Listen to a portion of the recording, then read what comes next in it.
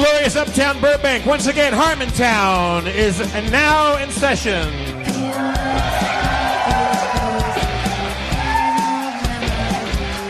It's so good to be back. We missed you guys. You know who I missed the most? The Game Master, Spencer Crittenden. Oh, yeah.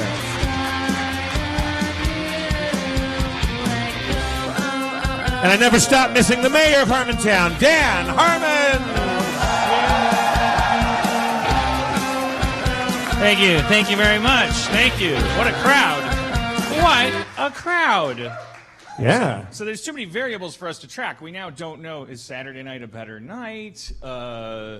Have we been slowly, because my liberal views have slowly seeped out, and have they alienated one Nazi that's been replaced by 5 Democrats? Or are Bernie-crats just more patient, or do they have less to do on Saturdays? I don't know. We took off a bunch of weeks off. Should we just do the show once a month and then have a heightened interest? We don't know. Steve Levy with the ice, everybody. Steve Levy.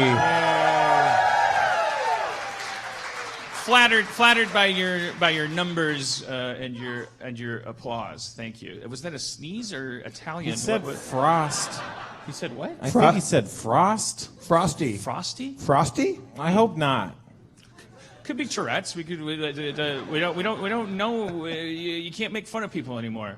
We got an internet now, where if no matter how silly someone is, you can find out how they feel, and it just ruins everything. It was like, if like Octomom happened tomorrow, there would be like a Tumblr blog from her the next day where she's just like, here's how it feels to be Octomom, and we'd be like, fuck me. Yeah, be an Octomom, like everything. We're in a mire of information. So, we're not learning anything. We're not getting smarter. We're getting scared. We're chimpanzees, and we just have alarm signals. We talked about that in our pockets, and also lists of things to talk about in our pockets too. Like, I was watching Intervention again. This note could be from anywhere, anytime in the last 10 years.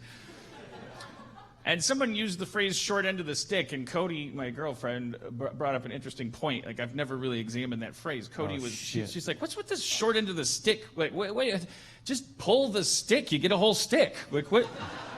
Why is the short end of the, well, how can you have a short end of a stick? It doesn't even make sense. Maybe it's like drawing straws, or maybe like a thing where you have to grab it, and whoever grabs it has less stick. Like that's the person that's chosen. A stick has 2 ends, and neither are shorter than the other, for sure. But if 2 people are grabbing it at the same time, maybe one end is. But you're referring to that crazy baseball bat game with the hands. That's a total guess. Well, that's wait. probably Let's wrong. just think about this, you guys. If you were to grab a stick, which end would you grab? The short end? Or the tall end? There is no... the tall end. You would grab the tall end. If you're a baseball player, you want the short end because you need more bat to be able to hit the ball. How do you crazy even know? talk. How do you know when you're grabbing? How do you grab the tall end? They're labeled. By putting your hand lower or higher? Oh, I'm just saying that you got to grab the tall end. I can understand, like, because we have wishbones in our culture. Probably not, it's like, but that's like shaped like a slingshot, and you pull, and there's like a way to get the short end, and also short end of the stick. It always means like there's not luck involved usually. Like short end of the stick is more like, oh yeah, like we decided to do a designated driver program, and then my turn came up on prom night. I kind of got the short end of the stick there. It wasn't like a luck of the draw as much as it was like I got fucked by the system. Short end of the stick. Like I agree with Cody. Just grab. Don't be such a cynic. Just grab the stick. You got a whole stick.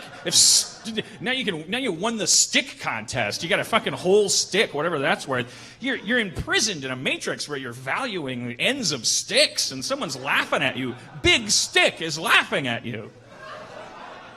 Long Stick is laughing at you. Boy, this new note-taking app. It just says leaks. That's all it says. It looks like it used to be the worst end of the staff. Yeah, and then it got changed to the short worst end of the stick. staff. I was just reading about it. There's the wrong end of the stick, the wrong end of the staff, and it's a medieval origin thing. So to be on the wrong end of the staff, the short end, I don't know. And if you're again, I would want to be on the short end because there's less stick to get hit with. If somebody's waving you this much stick, they're not going to get you. But I can whack you with that much stick. See what I'm talking about? Yeah. I want to be on the shorter end of my stick.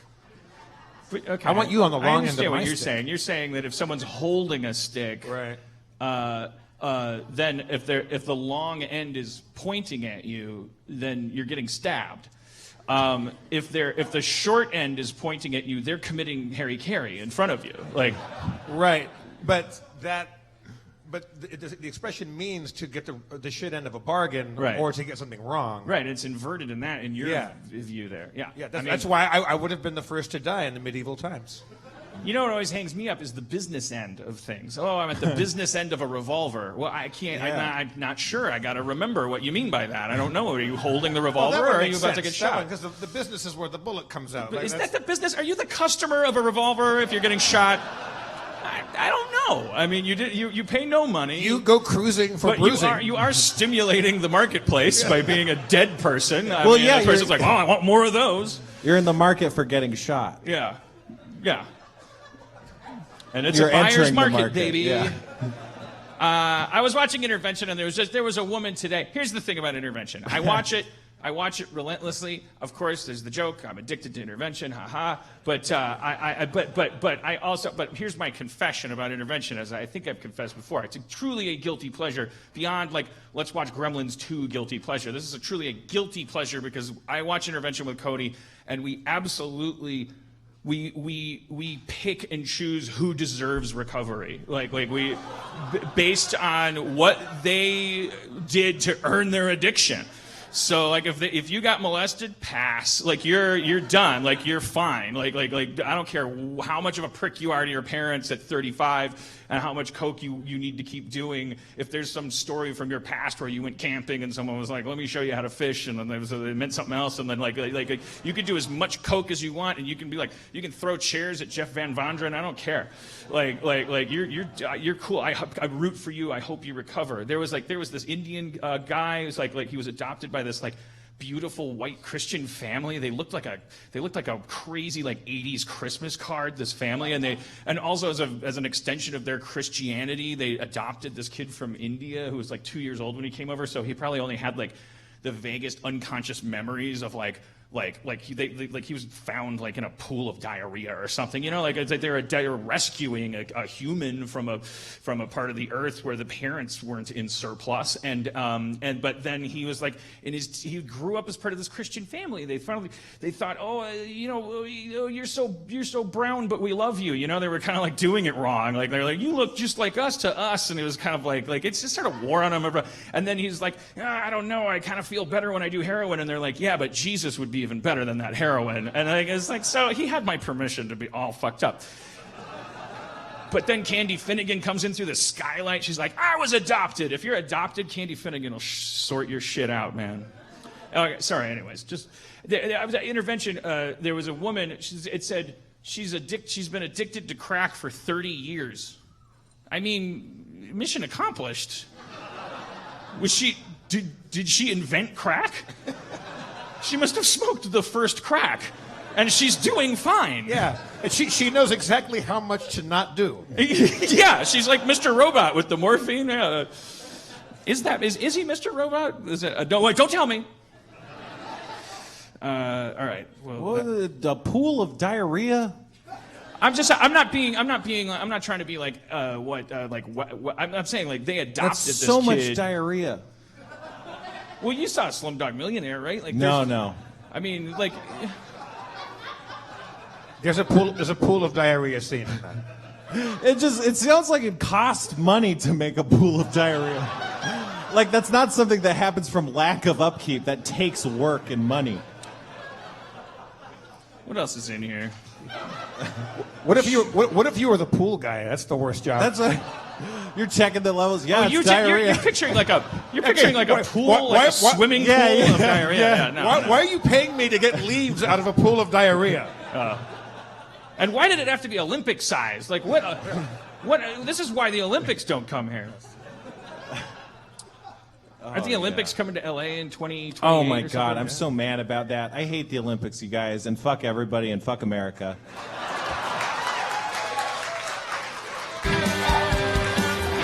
Night. We should do the show on Saturdays. We got feisty Spencer. We got a packed house. We got No, I just that's one of the few things I could talk about. I don't like the Olympics. because the Olympics come to town and they. I don't like the IOC. They're bad people. They come in The and they're like, International Olympic Commission. yeah, they're like, give us all the money because we're the Olympics. They're like a mafia. They just come around and they're like, it would be a shame if the Olympics weren't allowed to happen in your city. Maybe you build a couple of stadiums. Maybe. Yeah, because every time the Olympics comes to town, when they went to London, when they went to Rio, the people all go broke. The traffic sucks. You're late for work. Your life is miserable. And a bunch of people that run contracting for like the soccer stadiums and for all the infrastructure, they all get rich, but it's all kickbacks. It's all their crony friends and stuff like that. And the IOC's suing all the while. They're just sending out lawsuits. Oh, you got the gold medal burger? Fuck you. Pay us money. You got the Olympics special because we're in your town and everyone Olympic is in your town? Pay us money because you can't use the rings. Like, they're bad people. Yeah. Oh. They told, and our guest tonight probably maybe knows better about this. They told people in London, they're like, the commute times are going to be longer, so just get up early, go to work early. Like that was their solve for that. Was like, oh, don't complain about the travel time, just work longer. Wasn't there a bus driver strike around then too? I don't know. Who cares? And, and it's all under the umbrella, obviously, just as everything in Hollywood is kind of under the umbrella of like, oh, you're a PA and you don't like being awake for 16 hours and changing my cat's box. Like, what, you hate Marilyn Monroe or something? It's like we get away with a lot of abuse in Hollywood because it's Hollywood and everyone wants to be in it. So the Olympics got to be like, oh, your city doesn't want the single global, I'm trying to riff the Olympics are cool. The Olympics represent international harmony, so you can't say I don't want the Olympics here. Right. But I wonder how it breaks down. Well, let's talk to a Londoner. This guy's also an amazing stand-up that I just met on Thursday, and then I kept running into him. I'm like, come on the show, man. He's got this documentary series that I can tell from the trailer is really good, but haven't actually seen it. It's on Viceland. It's called Hate Thy Neighbor, but you can absolutely tell it's awesome. Please welcome Jamali Maddix.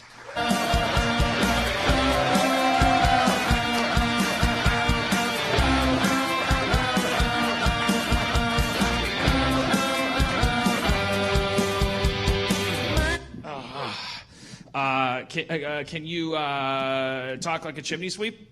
No. Do you know, that's the thing is like, people think we actually talk like that. And do you know, but me saying it right now, I think that I probably do sound like a chimney sweep. To us, you do. To us. I'm like saying it like, we don't all talk like chimney sweeps. And everyone's like, you sound like a chimney sweep, right? You sound more like a chimney sweep than us doing our best impression of a chimney sweep. Right, but then do you know as well is I know coming here, I didn't realize that people get surprised of this accent coming out of this face. Right. Like people expect like a guy riding a horse, and I come along and go, hey, brown skinned dude. Right. You think we expect you to be riding a horse with that accent? I thought people expect me to be white, but right, they want to jump in Yeah. race too quickly. Yeah. I mean, the whitest thing in the world would be just be coming down the street on a horse. Yeah.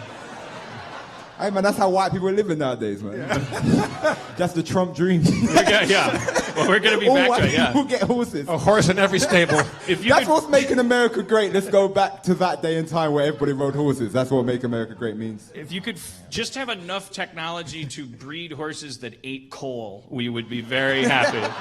That would be our dream. So you could have literally a 10-horsepowered horse, and then everyone could just like, and you'd just be waiting and shit outside. Like the shit would there would be like a holiday where all the poor people cleaned up the shit and played frisbee with it. Playing frisbee with the shit. To what extent? Why did that get a laugh? Did I ignore a question, or did I? You just very nonchalantly glossed over. He said, "Why play frisbee?" Oh, no, you said why? Okay, that's why. Yeah, I recognize that laugh as Dan ignored a question. Okay.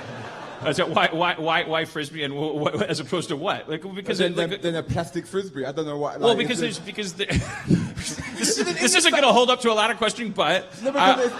I was imagining that, I guess I have ancestry from Oklahoma, and there's like a lot of jokes about buffalo chips. I don't know, there's like disc shaped like manure, and I think there's like people that like throw it in contests. Maybe that was in my iCloud, but I was just generally kind of like imagining like how would corporate America turn cleaning up shit into a sport or a fun activity. It's a great activity next to your pool of diarrhea.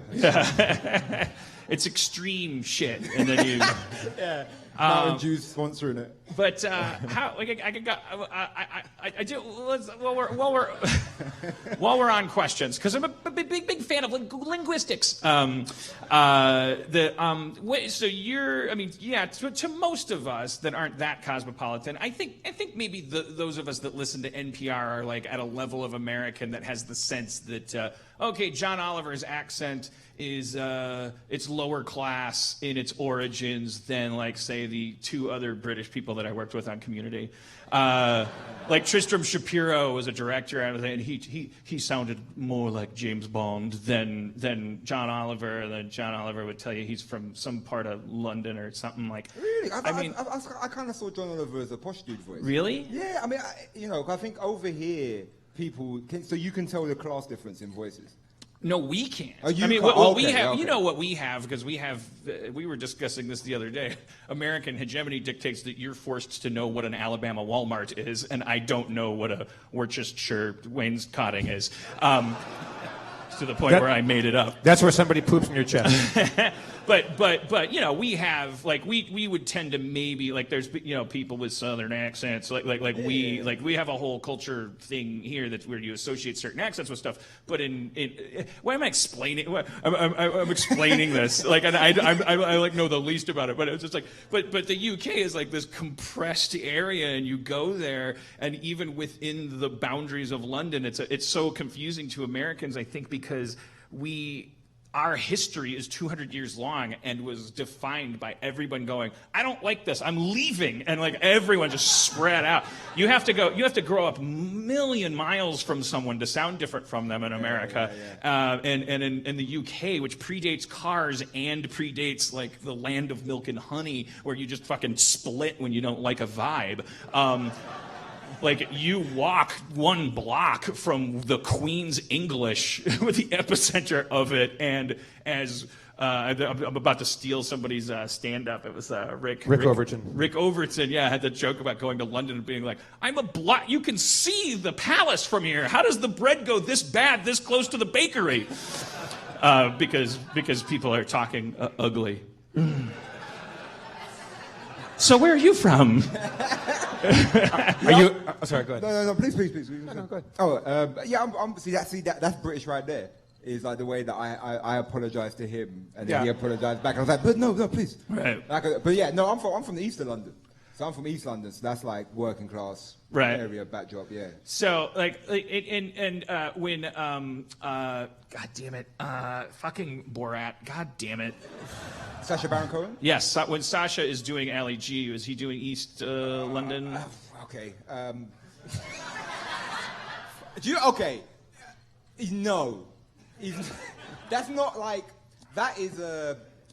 I'm trying to be so polite because I know it's been live streamed. Are you talking about chavs? No, see, but the thing is, that's this weird thing now where it's they call them chav. Chav is just a way to insult working class culture. Because there was this big thing. I don't think Ali G did that. I think Ali G was satirizing people doing that. But there was this big influx where there was this new blackface. People coming up to me going like, oh, what's going on, brother? What's going on, bloods? And it's this whole thing of like, and it's like, I'd rather you just call me the N-word and let me get on with my day. Do you know what I'm saying? It's just this constant thing of this justified bullshit, you know, and it's like, so that accent isn't no one's accent. No one actually. Oh well, okay, yeah. So he's doing. But is that to say that he's doing a very cartoonish version of an accent that does exist that you can pinpoint? Okay. But it's more of a cultural thing, like kind of a hip hoppy kind of. Like... Yeah, it's the UK version. But that particular accent, like no one is like that's so cartoony that no one actually speaks like that. Right, and it's actually borderline, maybe, I don't want to use the word offensive, but whatever. No, I never found it offensive. I didn't find it offensive because I saw what he was doing. I thought personally that he was taking the piss out of people that would do that. Right. But at the same time, like, people would mimic that to well, that's a good segue to what you're currently doing for a living, because it seems to me like the word offensive probably has a lot more callous around it for you, because you're right now drawing a paycheck, going around talking to Nazis and stuff. Like your show is Hate Thy Neighbor, which I haven't seen yet, but I can't wait to. But because you're just going in, are you? Because I can't tell from the trailer. Are you so like outside of the whole like concentric the cosmology that you're like, race is bullshit and this guy is a white militant, this guy's a black militant, I mean, what's the difference? Or are you, like, actually just going, these are weirdos, let's poke them, or somewhere in between? Like, what's your kind of... Yeah, I mean, do you know what? Because I do stand-up in it as well, and the stand-up is works as the through line. And a lot of people, like, we have to tell them what the show is. And they were like, oh, he's going to take the piss out of me. And I go, listen, I will only take the piss out of your ideas. I'll never take the piss out of you personally. I'll never say, and this fat dude or this skinny, like, right. You know, it weren't that. But like you say that to the subjects when you show up on the... Yeah, 100%. Like I'm honest, and I say to them, like I don't agree with anything you say. Well, everything you believe in, I do not believe in. I think you have mental illness. I think what you believe is crazy shit. But you know what I'm gonna do? I'm willing to hear you out. But then if there's something that comes up that I don't believe in, I'm gonna say it. And so when it cuts to you doing stand-up in the show, aren't you talking about going and doing these interviews, and how are you not taking the piss out of the Well, I'm taking people? the piss out of their ideas. I think if their ideas are being willing to put up, then they're being willing to take the piss out of. Right. You know what I'm saying? Yeah, and yeah. I feel like that's okay. I mean, I don't think like those like people with no teeth. I'm not going to say you no teeth. Really? So yeah. So that's really. Like, it's just like, you know, I think that's like, you know, that's like my thing where I didn't want to do that because that's easy. That's a line that we're becoming conscious of now. That's like it's like newly forming in the sand for us, especially with comedy, because it's like if you're a big fat dude and you're racist, and I mean it's like really like. It makes perfect sense to us that turnabout is fair play, and we should just talk about how fat you are. Yeah. And we're kind of like trying to find the lines there. Like we've just now figured out that you can't just talk about how disgustingly ugly Kellyanne Conway is. You have to focus on the disgusting ugliness of her ideas. Because I'm standing and I sit here and I say that I have all this morality. There's one time where I did do that and took the piss out of them personally. It's because they insulted me so much. Because they basically what it is, I went to this Ku Klux Klan bar in Georgia. You know, as you do. And, so I went to this bar and surprise, surprise, I weren't allowed in. I think it's because I wear glasses, I don't know. So they let me in. And then the guy comes out and he's like saying like, look man, you can't come in because we spoke to the other Nazis and we had a meeting. And they said if you come in, that we can't guarantee your safety, right? And the best bit was I was with my all-white camera crew, and they said, the camera crew can go in, but you can't go in, right?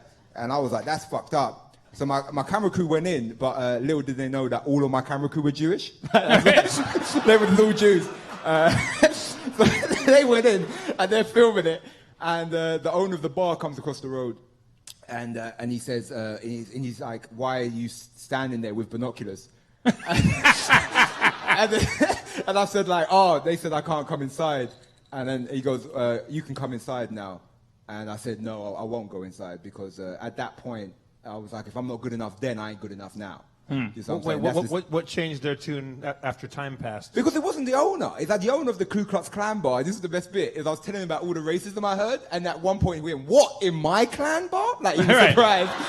What, here? Oh hell no! Not here, sir. No. And he was like, and then at one point he goes, "You should come inside. We've got good chicken wings. I swear to God." And I was like, and pretty No, lauded. he didn't say that. I swear to God, that's not bullshit. And you're like, listen to my voice. Yeah, do you know what I like though? You said I want curry. No, I like that you said he didn't say that, but he owns a clan bar, so stereotypes isn't really a line he won't cross. No, it's like. I mean, it's like it's putting such a fine point on it. It's like Yeah. it's really committing to being the Yeah, right. stereotypical asswipe. It brings up an interesting point and also a scary area, though, because I think a lot of us are more comfortable with the idea that that's what Nazis are. The behavior you just described, that they're like Sims, that when they see a person of color, they go, nope, nope, nope, because that sort of assures their destruction. It's like looking at MP3s and being like, no, thank you, as a record industry. You're just like, okay, see ya. But then that's the hard part, is because on that same episode, so I had all that happen. I got my life threatened, like someone threatened to lynch me and stuff like that, and so people were gossiping. So people saying to lynch me, and then I went to this other guy's house named Dan, and Dan Burnside, and I spent time with him and his family. His wife hated me, but we built up this weird relationship where he had these fucked up views.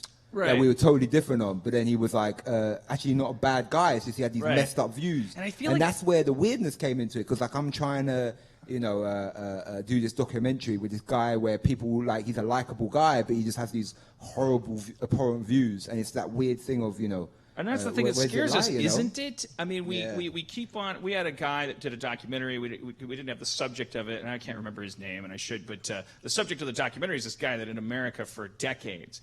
That's been his thing, is that he counsels, probably maybe with people you've sat down with, that he sits with them. He's a black guy, and he talks to, and he collects their old hood uniforms and all this stuff, and he has a big collection of them. You saw that documentary? Yeah, no, I didn't see the documentary, but I heard about it. But, yeah, you should. You gotta watch. It's fucking crazy. He done people what I did with as well. Right. So he done that name almost sounds familiar. That Burnside guy, because I remember that Burnside. going like, that seems like a name that Rob Schrott would name something in a comic book. Isn't that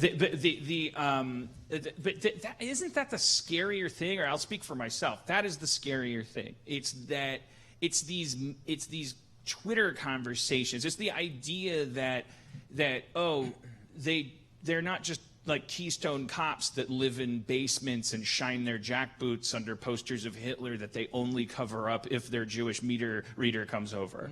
Like they're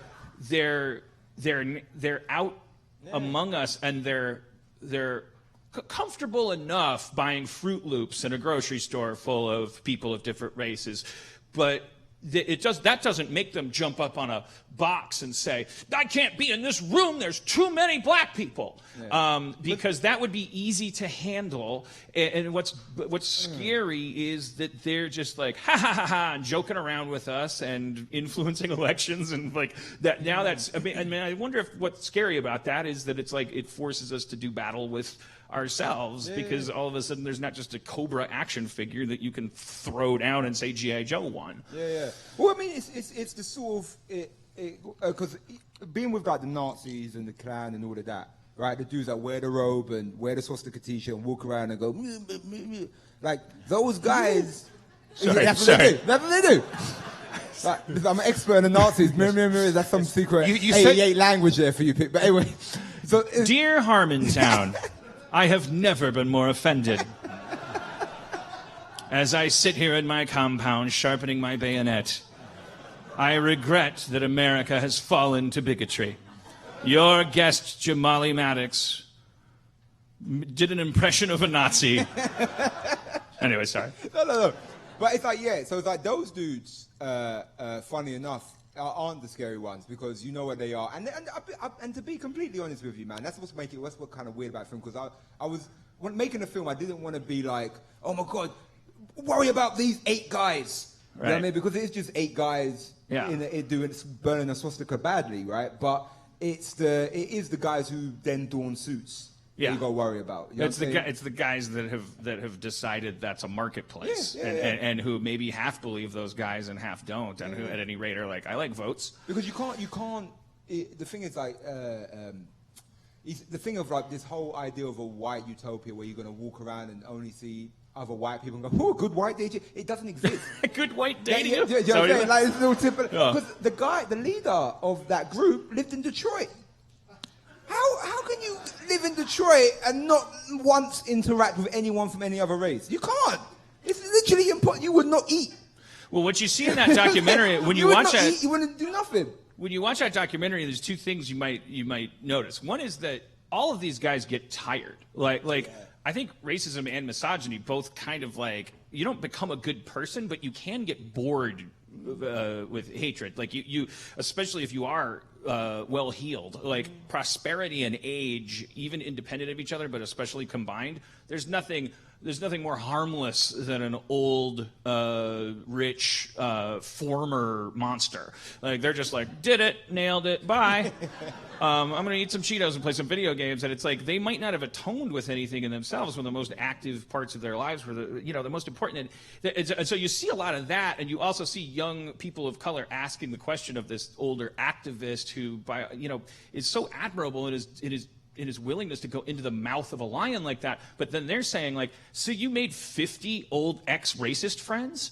And we're out here in the streets inhaling tear gas with cops that say they're not racist and all this stuff. So it's like, that's why you got to watch it, because it's just fucking amazing. It's one of those things where there's no heroes or villains. You just walk away bummed and confused and like freaking out.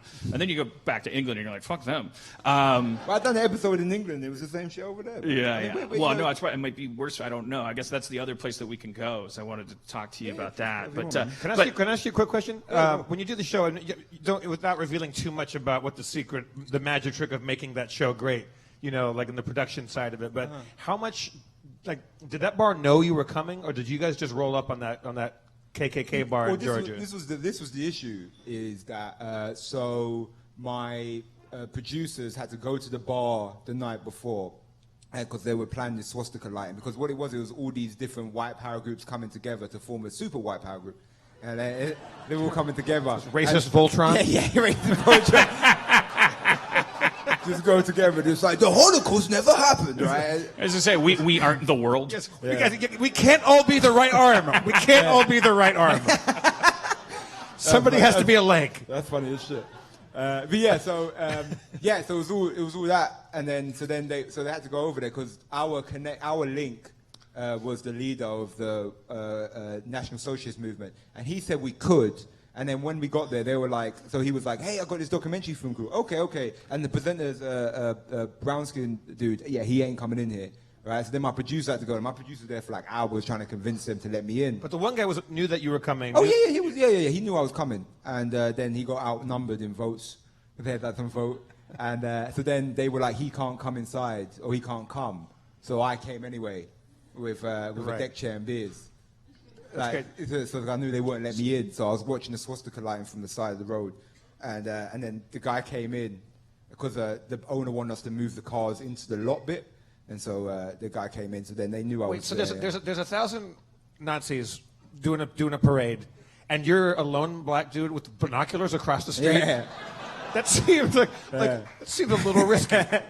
That's fucking hilarious. Yeah, man. No, I done some dumb shit, but like. Yeah, I done mad. I look back because like people ask me like one of the main questions I get asked is, "Was you scared?" And it's like not at the time, only when I get back to the hotel. Because I done dumb shit. Like I went to this White Power music festival in Ukraine, and we didn't have security. Ooh. Like no security. Yeah. Like, and I remember our vice asked me, "Do I want security?" And I was like, "Nah, man, I know karate, and I don't know karate." But I wanted to sound confident at the time. And we just got, and then people like threatened, it's like a mad, it's a mad thing that I did. What is it propelling you then if fear isn't stopping you? What is propelling you? Is it?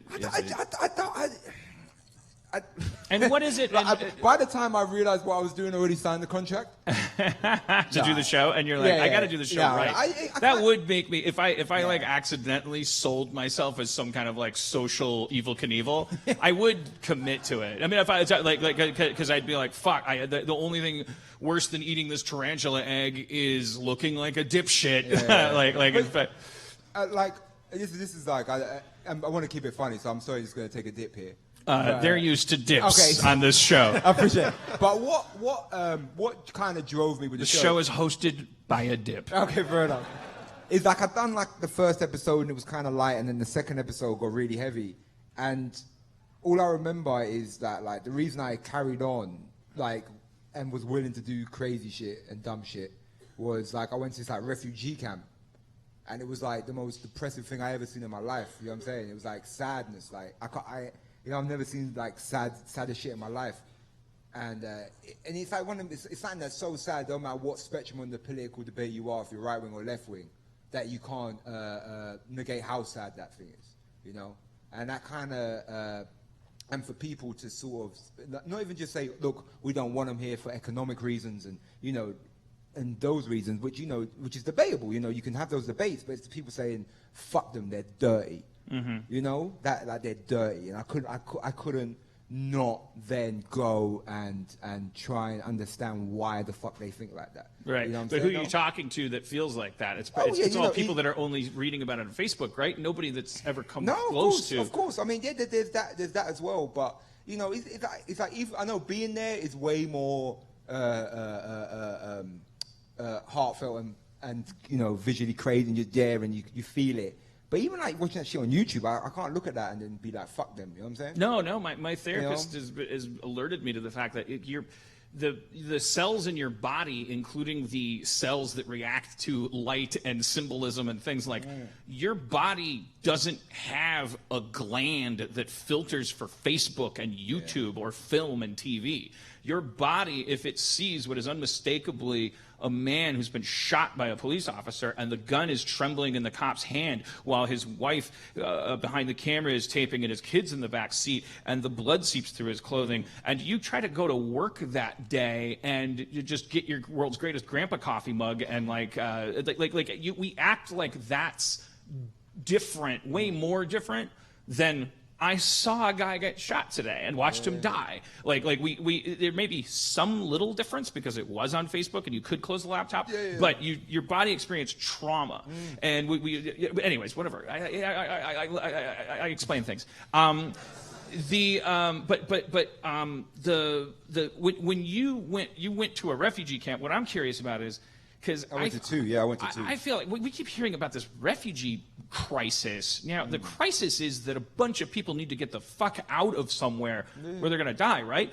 And then you see transcripts of Trump talking to the Australian PM, and he's like, it's 1,200 people that Obama made a deal with to take in, and there's people all over the place that need to get the hell out of Dodge, and I'm not trying to get on a soapbox. What I'm trying to wrap my mind around is it's sort of like the thing we have in America where we have this like pedophile thing where there's a chart of like how much we think about pedophilia and it doesn't correlate to a chart of pedophilia.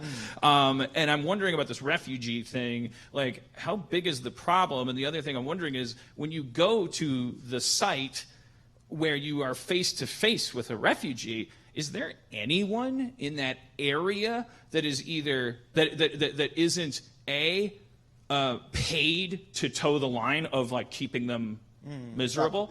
Like that person just has to. That's their job. If you ask that person, they have to tell you, "This is my job." Is there anybody? There's nobody around there that's going, "Yeah, keep them out." I mean, do you know? Sure. It's that kind of show. Oh yeah, no, sweet. I was like, shit. Well, first of all, are you going to attack me? The way this dude started mad slowly to me and shit, like I worked in special operations. First, it sounded like you said Matthew McConaughey, but my name is Matthew McConaughey. Hey, what's up, bro? Wait, that's not your real name. Your name is close to that, but it's not. My name is Matthew McConaughey. McConnelly. McConnelly. Yes. Okay, yeah. All right. Without revealing anything that's going to get me arrested, I used to serve in special operations from 2001 to 2007. Can you explain what special operations is? I was a ranger in 3rd Battalion, 75th Ranger Regiment. Can you explain what that is?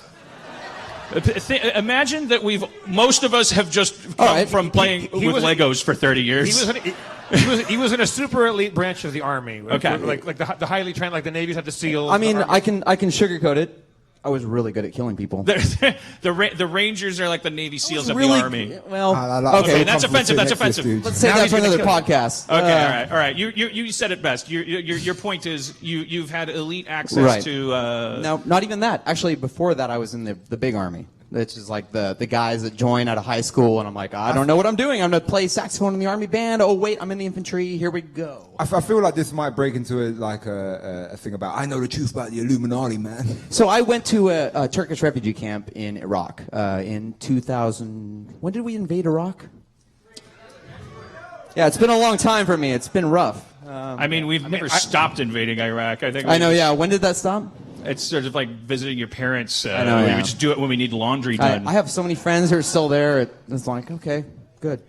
But yeah, I went there during the initial invasion, and then about like 7 months in, we went to, I hope I'm not going to get killed for this, we went to the there's a Turkish refugee camp in Iraq, and those people were so scared. And really, at the end of the day, what it comes down to is people are afraid. Like, those people, they had a small armament there, like weapons that we didn't even have. Like 50 cal, they had at least 3 Maddixes there, 50 caliber machine guns. They had machine guns left over from World War II which, you know, if I could have saved them, I could be rich right now, but I didn't because I was young and dumb. Anyways, it was really interesting to talk to these people. I bought an owl off of one of them for $40. It was pretty cool. Was your job to keep people from getting somewhere? No, my job was to show up every day, not die, and not kill anybody, I guess. But sometimes, you know, that's my job. Happens. I know, yeah, exactly, yeah. We were talking about refugee, like yeah.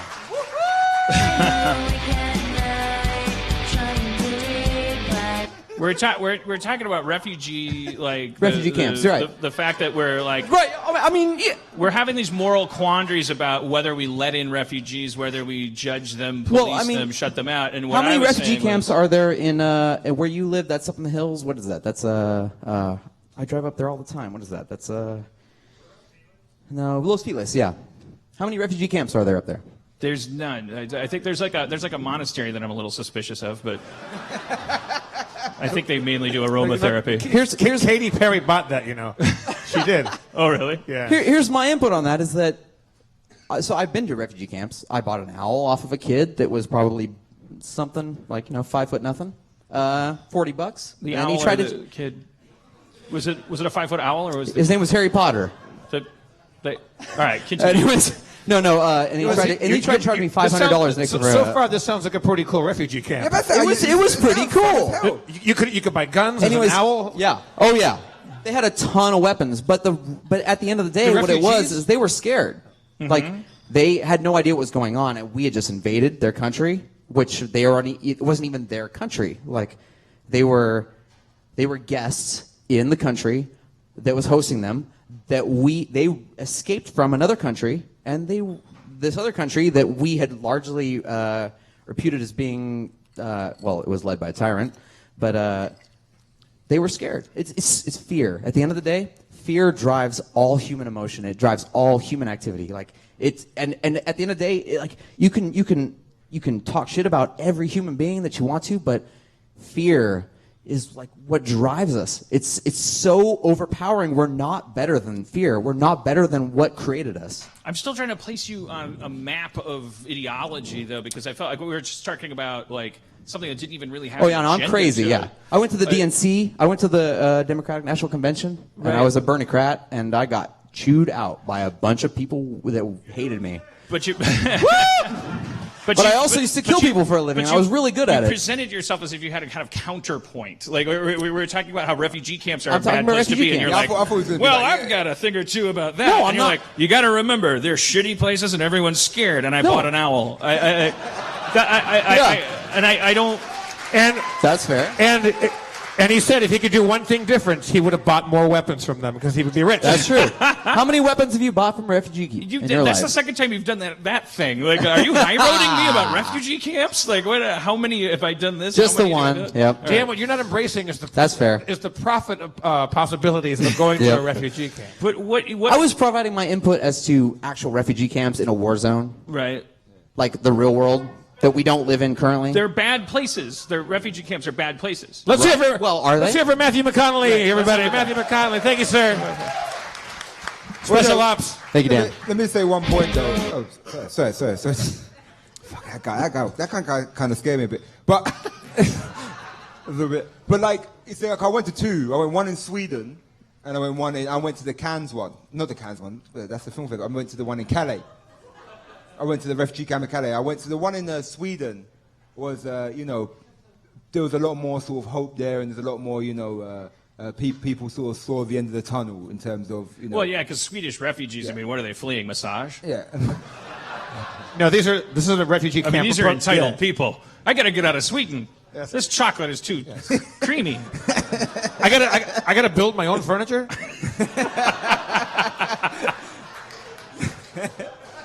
Are these Syrian refugees? I'm assuming. Yeah, this is from people from all over. But then what I will say is that so there is, I did see a difference. And I went to the one in Calais the day it burnt down, and that was the fucked up one. That's the one that kind of changed my life a bit. Watching that. Why did the camp burn down?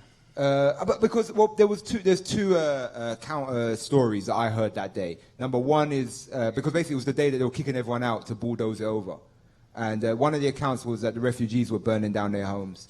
And the account number two was that there was sort of nationalists, foreign nationalists burning down the homes. And so there was two counteracted. But I saw one guy who my camera guy knew, who was so my camera guy's walking and he sees this guy and he just hugs him. And this guy just looked like he hasn't fucking slept for a year, and he's just covered in soot. Hasn't what for a year? Slept for a year, and he's covered in dust and dirt. And he was saying how, where all these fires, he's just like a volunteer fire guy. And he's going and fighting these fires that are getting kicked off. Because all that generators and stuff, so it's stuff's catching the light and that, so, Yeah. I don't understand brave people. And that includes Matthew McConnelly and you and some journalists we've had up here. My hat's off to anybody that serves and that, and that is fleeing. There was a quote I saw that is Twitter. Black and goes to a KKK bar in Georgia. That's that's not brave. That's just nuts. Those guys are just dumb. There's no bravery. I think bravery is kind of like all I did was just make a mediocre hour show. There wasn't bravery. Yeah. I was cutting this line, bro.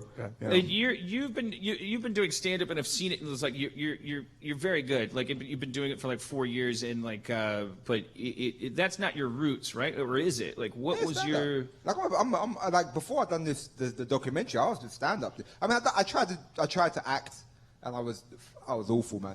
And I probably delivered the lines "Give me your money now." I was that guy. Now it was fucking horrible. And then, but yeah, I was stand up, man. So I done my first show at 16, and I got booed off stage. And then I didn't do it again until I was 18. And then Wait, you must be quite young now then. I'm 26 now. Okay, yeah. You're very young. 22 22-year-olds don't think so. But. Yeah. That's a weird thing. It's the oldest I've been. Yeah, exactly. So I can't look at it in terms of I was the oldest. This is the furthest I've lived. I remember 27 is the worst because you're too old to complain, but you're too young to complain about that. How and so 27, you just spend a year as the object of judgment of everyone older and younger than you. They're like, fuck you, old/young man. I like that you sort of ruined my next birthday. Yeah, but I will tell you your this. next birthday, that whole year's gonna be terrible. But 27, I think, is the best. Short of 29, but 27, I think, is a little better because it's syllabically more complicated. I find syllabically complicated, odd-numbered birthdays are fucking fantastic for when you want to say, I'm blank years old, I don't have to put up with this shit. Whether it's helping someone move, driving to the airport, or buying a Honda, whatever, you could just randomly apply it. If somebody's like, well, do you want maybe you should get this car, and you're like, I'm 27 years old, I don't need that fucking car, and they're like, wow, that sounds it's true. It's a great putting your foot down. Yeah. I'm constantly saying now I'm 44 years old. It doesn't sound legit. They're like, so yeah, old you man? still got to do shit at 44. Yeah, drive me talk to to us when you're airport. 47. I'm 47 years old. We're having a clown on the show, and people will be like, no, Dan he's close to death. He speaks with that power. Spencer, how old are you? I'm 28. No, 27. 8. 28.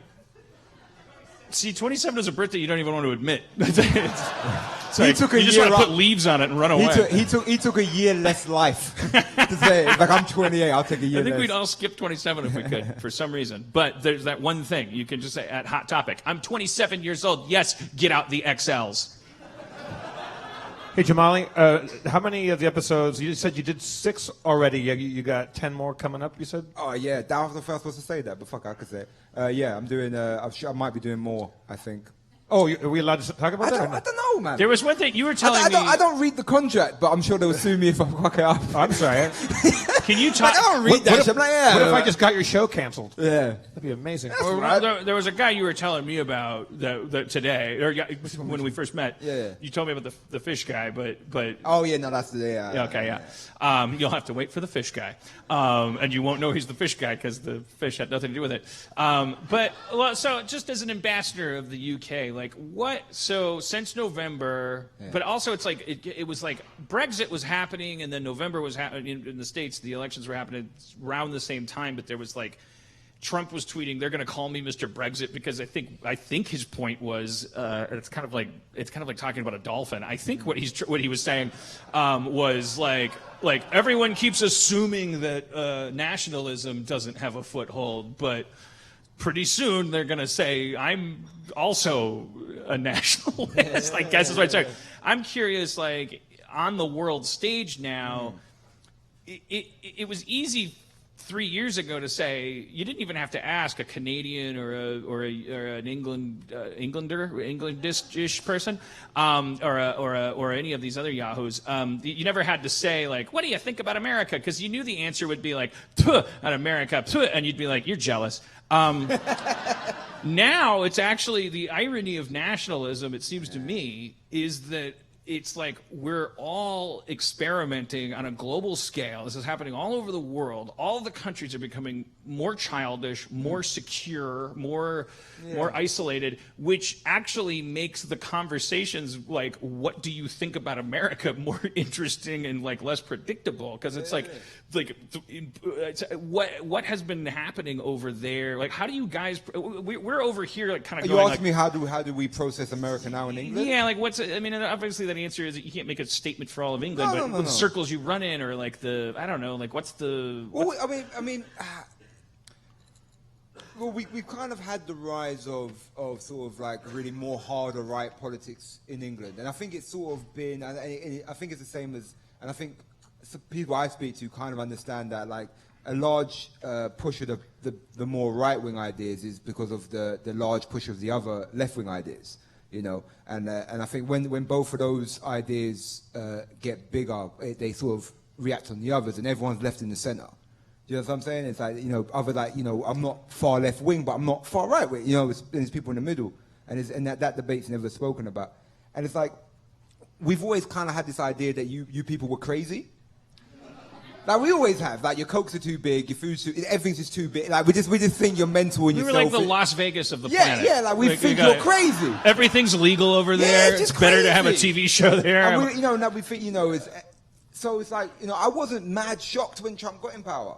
You know what I mean? Me personally, I wasn't shocked. Do you know what I'm saying? Because I think what Trump does, because I kind of felt it in England of there's this sort of like. Oh boy, it's that time when Spencer's car gets broken into. Yeah. But I could go take care of that. It's actually a thing. There really is his car. Oh, is it really? I thought he was just using that as a cheap opportunity to go get high. Yeah, right. That could, Spencer would have like an egg timer. Yeah, that his car, he tells his car, call me out to get high at 10 minutes before. The weed is way too strong here. The weed is strong here? The weed is ridiculous here. Oh, because you guys are like... It blew my mind. Yeah. No, don't cheer it. It's disgusting. I hate it. Nah, man. Nah, that weed's too much, man. It's just like you can't enjoy it. It's just fucking... Like, yeah. I'm saying, like, well, I agree with that, but I'm from the country of 44.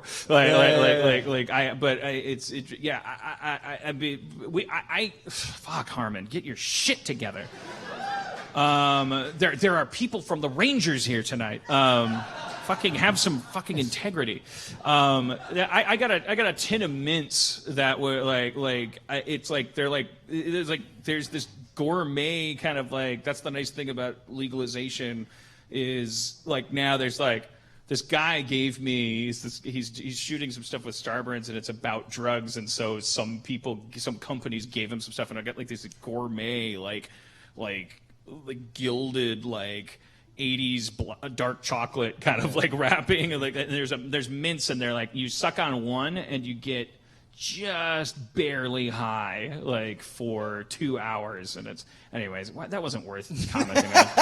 There's a little. I mean, I think that the kids these days, of which you are one, but you've invaded American soil. But I think the kids your age here, they're fucking desensitized or something. Like they're smoking some monster ganj, brah.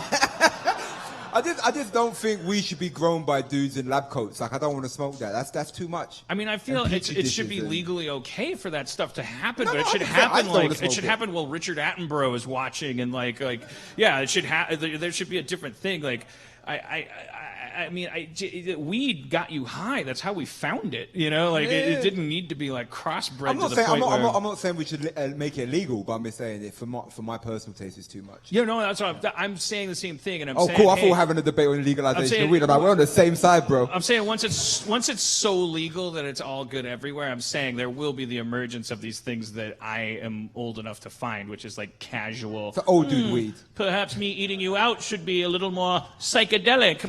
You know, like just kind of like forensics files amount of weed. You know, just that plus a pair of bifocals should make tonight quite an event. I went into Jamali. I travel with a comedy group, and Greg Proops is a comic. I don't know if you're aware of him. Yeah, man. And Greg smokes the strongest weed on the planet Earth. As he says, like, where do you get that? He goes, from Dagobah. Yeah. I met him once. If I give his weed a stern look, I'm fucking dead. Like it's. But we walked into we were up in upstate Washington, where the weed is it's totally freely recreationally available, and we walked in there, and it's like 10 a.m. and these 4 like stoner dudes that are working there, who all clearly know the show that we're on, and they're all really high in the morning. They're like, oh. So Greg is like buying like the funkiest, hardest ass. He's like, I'll take one of those, 5 of these, a double whammy, a triple walnut. Like he knows all the triple walnut. You know the whammy and the walnuts, man. That might have been the ice cream place, but I had to talk to the guy. I'm like, what's the weakest shit? Yeah. And what the sissiest, just the worst. What wouldn't you smoke? And Greg had to walk over to him and like explain like slum it. Like what stuff that you would be bummed out if somebody offered it to you. And I took that and I went and got some chocolates at this place in Seattle, and I sat in my hotel room. It was the best. Yeah. But I was as high as I could possibly be. But like Greg stuff, forget about it. Yeah, I just find if I go to Portland or somebody, I just go like my grandma has back pain, and then they give me what gets me high enough to like. End up on TMZ. Yes. I wish. My parakeet has a sore throat. I hit you with a lot of stuff there. You're like, wait a minute, what? But I did want to ask you, so just now let's talk about comedy, but relating to politics, because here you are. You're half my age. You're British, but now we're living through this time. So your perspective is totally different from mine. But like, what is a comedic creative's obligation, or what is a good philosophy to follow when shit hits the fan on a global scale this much? Because I just keep falling back on, if it seems like you're in a history book, then politics aren't politics, they're current events. If it doesn't seem that way, but I don't know how much of that is a refraction of like, but you're, so what have you thought about this? Like, how political am I allowed to be? Yeah, no, I do you know what, like when it comes to comedy and writing comedy is like, I try to just be honest about how I feel about that thing and not try and toe the line of being like, I'm going to say this because I think this has a moral obligation. know what I'm saying? Like, I don't think I'm morally obligated to talk about anything. Right. You know what I'm saying? Like, I'm a free person. And like, my thing as well is, like, I'm not even, like, I'm willing to hear a point of view I don't agree with in comedy sometimes. Do you know what I mean? Like, I find that shit interesting. You know what I'm saying? So if there's a dude who has a totally different political view to me, and there's a comedian out there who has that view, like, say it. You know, as long as it's funny and, you know, say it. Like, that's your freedom to do it, you know. Like, I believe in freedom in comedy. So, like, me personally, I don't think I'm morally obligated that, like, oh, these things are happening and I must put on my black turtleneck and smoke a cigarette.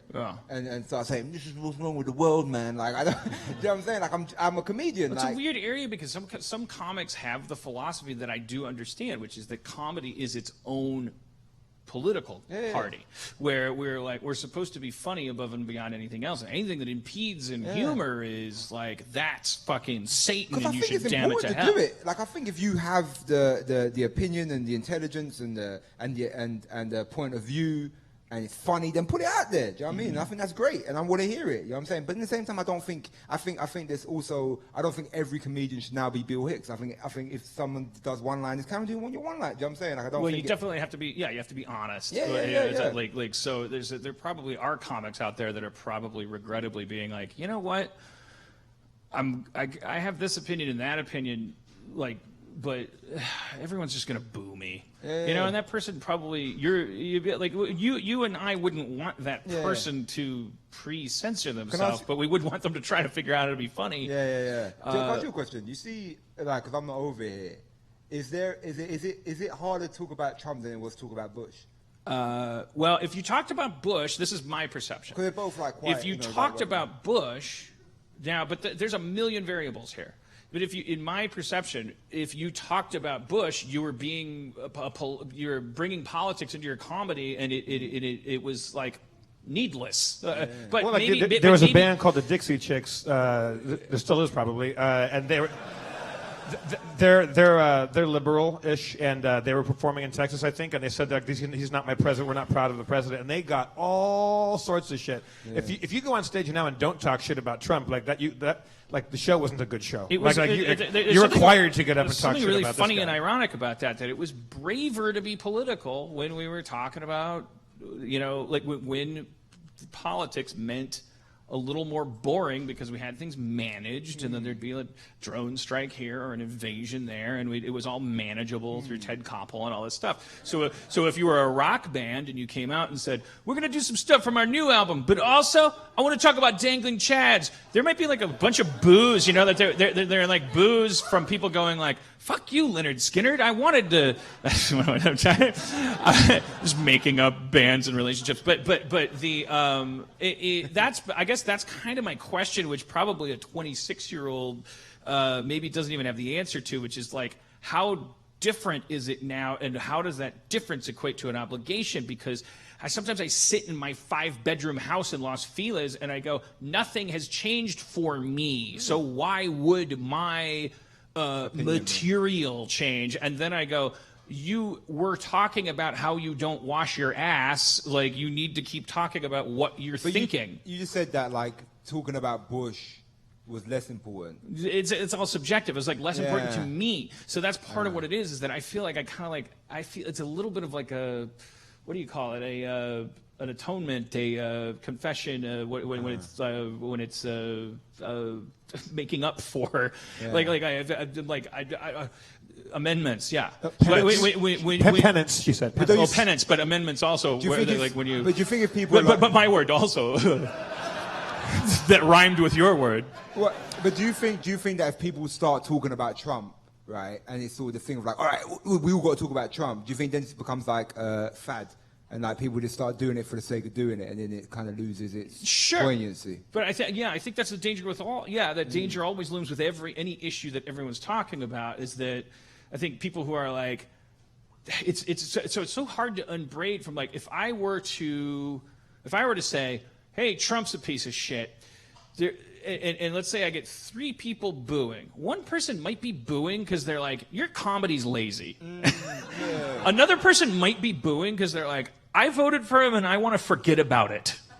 I was wrong and I came out to drown my sorrows in laughter. Stop reminding me I'm an idiot. And then a third person might be a ghost. who's trying to give me a treasure map, and I don't know. It's sort of like it's making me very curious because it's not like I'm like haunting the stand-up clubs these days. I'm kind of like I'm vastly approaching a threshold where it's like according to my predecessors, the baby boomers, it's like I'm getting to an age where I can kind of clock out and be like, world's a mess. Give me some ice cream. Yeah. Do you know, funny enough, like a lot of people I know kind of don't even really do the Brexit thing anymore because I think a lot of them feel it's been like played out. A lot of them. And that's the third boo. The third boo is the person that, like I think my audience might like a lot. I was like, I please, I watched John Oliver. I watch my Twitter feed. Like just keep talking about how you jerked off with a Sharpie in your butt once. Like you don't have anything new to say about it. But continue. No. That's you pretty much summed up, man. That's it. I mean, I'm done. No. It's just I've never not that I've been in comedy for that many years, but I can't remember a time where it's been like this. Do you know what I mean? Like this is a weird fucking time, and it's hard navigating it as a human being and navigating it as a comedian. You know what I'm saying? And sort of what my art's got to reflect, and I think what I do see a lot of is, and I don't know if this is right, but I think there's some great comedians who do it. And I've sort of done it sometimes myself, is people kind of see what the issue was of why maybe Trump got elected or why Brexit happened and attack that. Mm-hmm. And not necessarily attack the thing or the voters or the image of what, it's Trump as just that one dude. They're trying to attack the things of why that happened, because there's so many reasons of why this is happening. I think some of it lies on the economics and all of that stuff that I'm not intelligent enough to understand. But I think it also lies in social shit. I think we spent a long time of telling people to shut up if we don't agree with them. Mm-hmm. I think that's happened for a little while now. If we're being honest, it's crazy how the internet is what actually has made that the most possible. Yeah. Like, because we all thought if a Martian came down and pitched the technology to me and said everyone will be connected, I'd be like, oh, so there will be a little less binary thinking. Yeah. No, it's crazy. It's like we are obsessed now with firing this person, get rid of that person. Like we really words hurt. Yeah, that's the thing, is that we live in this weird spectrum where it's like you got one side of just like say nothing, words hurt, and the other side's like, why can't I say nigger? And it's like, why can't there be a middle ground though? Like, you know what I'm saying? Like, why can't we? Look, saying nothing, words hurt. I'm just saying the words. You know what I mean? That's the problem. Also, in England, that word means diaper. It's a form of marmalade. Yeah, so I think you've got to attack that as well. No, but we're having all these debates about like what you can say, what you can't say, and it's like that. That was the other thing about that documentary that you have to watch. It's 9/11. Was that an accusation or something? Yeah. He has a lot of stand-up bits driven by how he looks a little bit like Osama bin Laden. Yeah, but we probably should have. I probably should have done that content before I done a callback to something that no one's ever seen. Yeah, I don't know. It's God damn it. It's fucking. It's something that nobody could have predicted, is the fact that we would actually connect to each other telepathically, and that would actually usher in an age of like a really kind of weird like Columbus suspicion of the other. Like I feel it in my own bones. Like I'm a really bright, open-minded guy that grew up on the internet, but we now just like I feel like I have been indoctrinated into scanning information on screens through a chip of, is this person an enemy or an ally? And if so, and then the flow chart proceeds from there, which is so dangerous and so profits only the worst of the bad guys, probably. There's some level of coexistence, I guess. Yeah. I mean, because that's the thing, is that in that documentary, there's these young black activists who are sitting across from this guy, and he says, do you think these people can change? Do you think a white racist can change? And one of the guys kind of reflexively goes like, no. And you're like, oh, fuck, because that's how we all feel about the enemy. We don't approach them as if they're people that can change. Because like the liberals in America are like, I'm fucking so sick of this goddamn fucking sucking the dick of these fucking what are the fuck people you told me I forgot and Trump's my punishment for forgetting them? Ooh, can I listen to you some more? Will they abuse us and go like, ooh, snowflake got feelings, nigga boo boo. Yeah. You won, fuck you. I'm the troll now, you Nazi pick. All right, anyways. It's brought it. It's heightened times. We are in more danger of we revert to fight or flight, or really fight and to fight. Like we have nowhere to go. But so I asked you a question and then I answered it. Yeah, pretty much. Yeah. I mean, you answered the question and you answered it way more articulate than I ever would. Because I'll probably do one word answers like I don't know. I feel like is this interesting for you guys? Seriously, you got a great audience, man. Usually they go like, it's 9/11, and then like sometimes when there's like a thoughtful guest, they're like, it's 9/11. Right? Like, they're mostly engrossed. It's weird. I don't want to be thrown in the spectrum now of thoughtfulness. Like I still, because like what you said as well was like, what do you think your role is? Like I still want to talk about, like weird places I've come. Like I still want to. Well, I have a great idea. Why don't you come back? You're here for a while working on your radio show. You should come back. And we'll talk about all kinds of stuff. Let's hear it for Jamali Maddix coming out here. Jamali Maddix. Watch his show. Hate Thy Neighbor.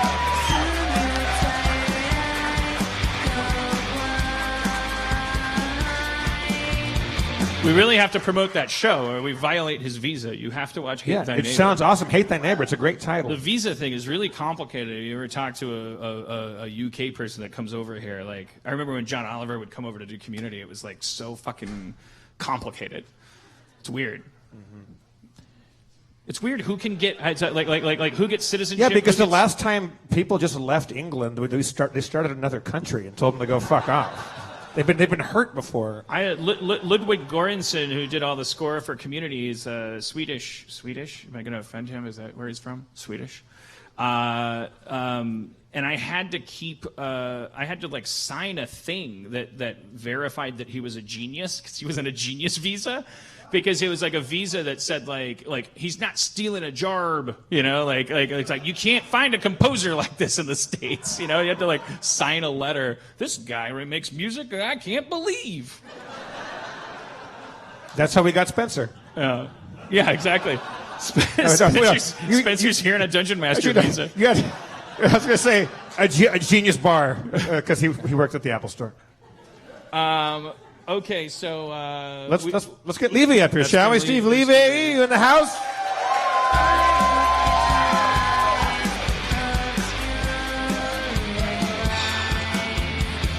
Hi, everybody.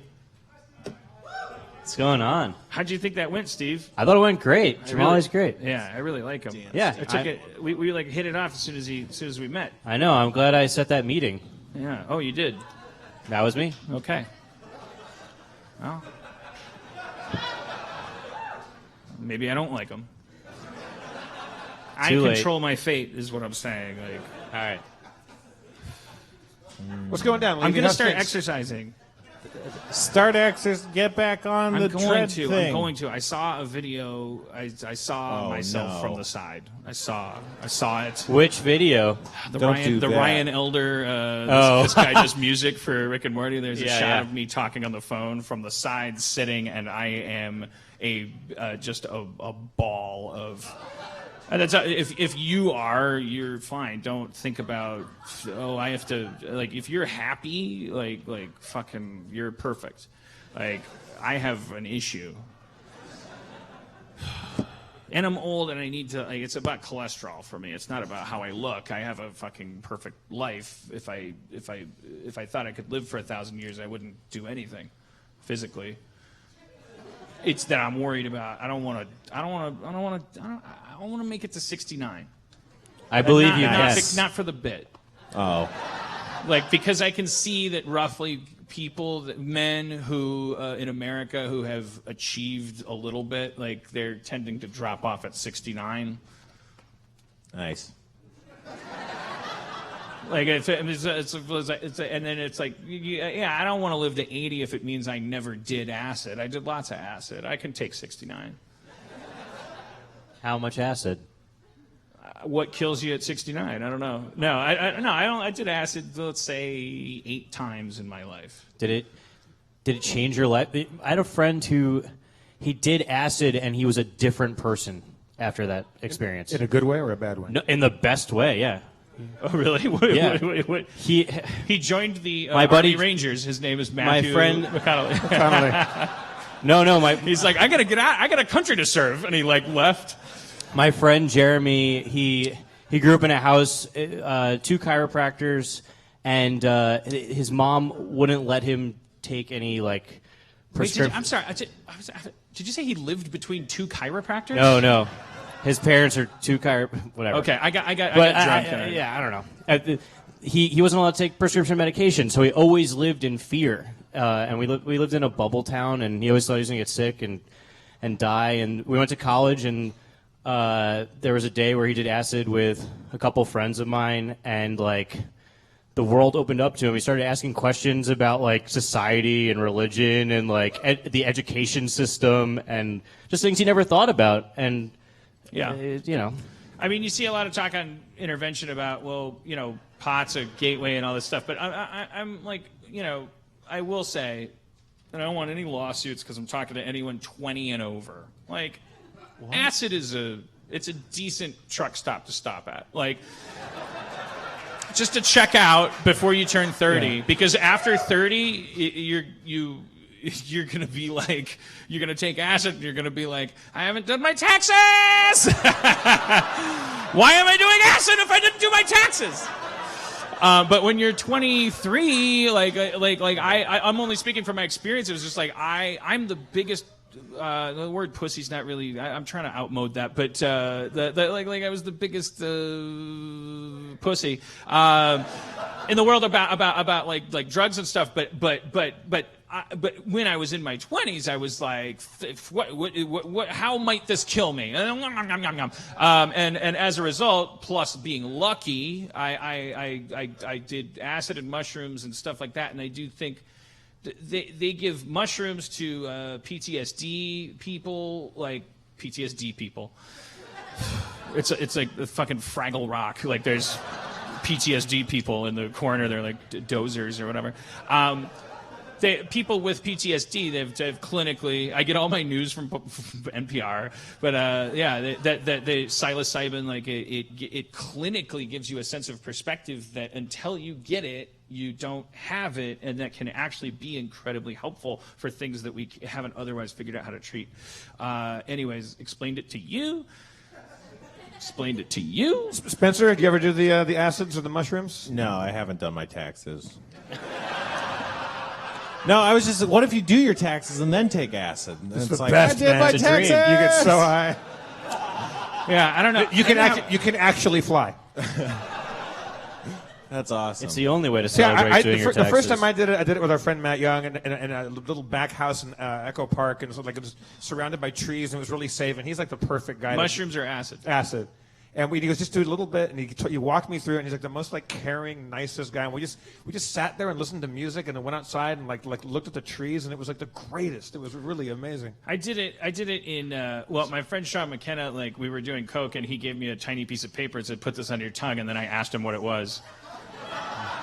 And he said it was acid, and that was my first acid trip. But it turned out okay. And then the second time I did it, I remember being with Friedel, my high school buddy Dave Friedel, who you've met on the show maybe.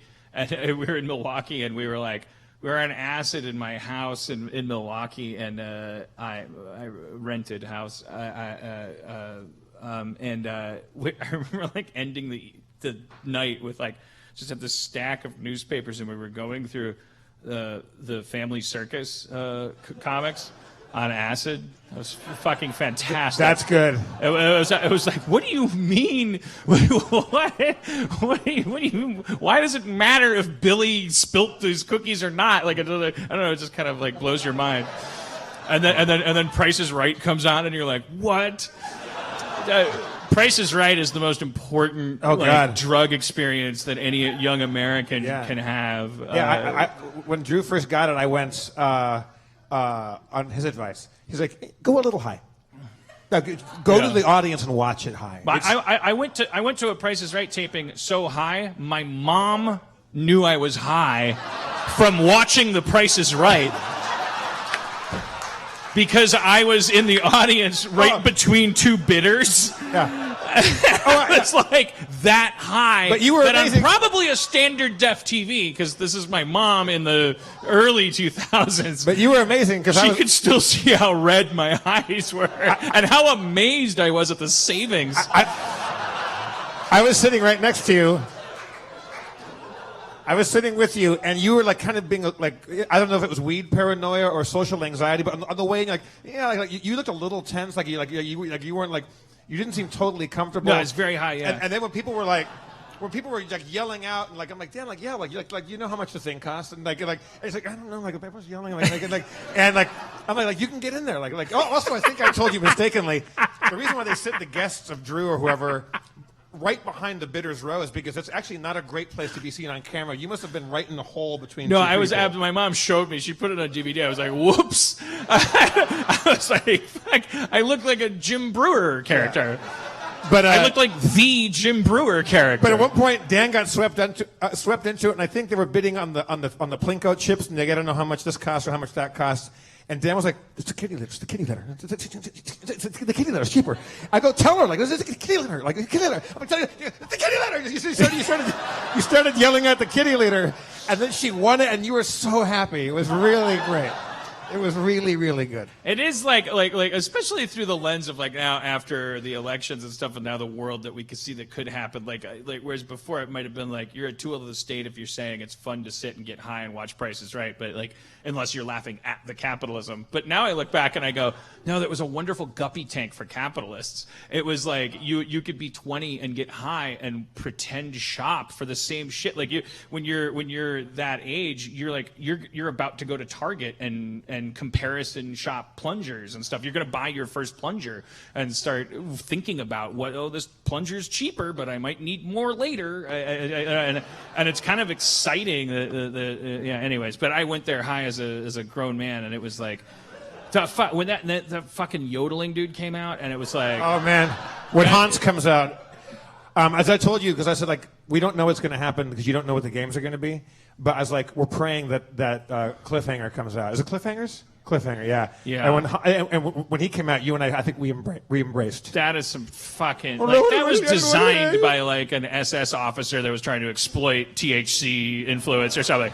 It was it's an alpine climber, and I'll design the yodels, and it's all designed to freak you out if you're high. But not if you're watching on TV and it's because Bob Barker would go, well, you thought this? Let's take a look. And there'd be a pause, and then this fucking puppet would go, for no reason. There was never any reason for any of the conceits. He'd just be like, let's go to Moon of Savings. And it would only be guessing prices of shit, but there'd be craters. It's fucking genius. But the one that we went to, she got the first two really short. Hans didn't do fucking anything. He was still at base camp. And then the second one went a little bit longer, and she missed by a lot. But he stopped about halfway up. Hans had half the mountain to go with the final thing, and she bid, and it wasn't the crowd kind of went, "Ooh, I don't know about that." And Hans went, and went up, and you were just freaking out. And he went right to the fucking last one and stopped on the very edge, and it was bedlam. It's so loud in there because I got to host that for a little while. I announce it the come on down shit, and you go home with nightmares in your head because it's like the noise of a Beatles concert, but about kitty litter and plungers. The most fucked up thing about going to a Price is Right taping, the most fundamentally fucked up thing, is that you're sitting in chairs and your angle of view is so different from the cameras. You have to go like this to remind yourself that there's that linoleum with the 70s flowers on it. Yeah. But it's above your line of sight, and That's if only if you're sitting in the first couple rows. Like, the stage is like, yeah. Humble brag. All right. Well, speaking of getting really high, Spencer, you want to play some D&D right now? Yeah. And can you have some recap lenience on because we have Say that again. Can you have some recap lenience because I don't remember anything. Jeff and I re-listened. Yeah. This is going to be the strictest recap all year. Dan, we didn't do a whole lot, but it took us 8 hours to do it. So it's going to be a pretty easy recap. Okay, right. Yeah, Spencer, I got take it away. You're going to have to drop and give me 30 while I do it because I'm being strict, which is a quality of recaps. All right. All right. Last time they met Farmer Manil. And Diarrhea Jr. ingratiated him with some carefully timed snacks. With Manil on their side, they spent a good 25 minutes haggling over the price of cow carcasses. And then eventually settled on, I think, 2 gold apiece. I don't know. It was a bad deal, but it was good for the farmer. You guys, you made a costume of the cows and went out to be bait towards a creature that seemed to be attacking at the cows and eating them or killing them. Then it came, and you guys made a noise, I think, and scared it off. I did. Dan yelled. And it was going off away towards a church. And the church. We were in hot pursuit of this robed flying figure. Hot pursuit. Now. Okay. All right. So go ahead. It's evening time. You're headed. You're facing the direction that the creature kind of took off in, which is again towards the priory, the church. And it didn't make too much noise or anything. You basically only heard its footsteps. So we know the direction it went. We're running after it. We can still kind of see it, even though it's dark out. And I say we run as fast as we can and not slow ourselves down by dwelling on the fact that he was like 30 feet away from us when you sprung your attack. I won't explain my reasoning until later. Okay. That's fine. Yeah. Told you to wait for it. I just had that feeling. I just felt like we were going to wait and wait and wait, and then it was going to go away, and then Spencer would be like, what do you think happens if you wait that long? And that's the thing, is that's the same thought I had that caused us to end up burning down the poor family's house. It's called metagaming. Right. I'm not even trying to punish it, but I should be doing what I do in real life. But the good news is, even though it took us all day and some of the night to get practice looking like cows, we did find a flying robed figure, so that's a lead.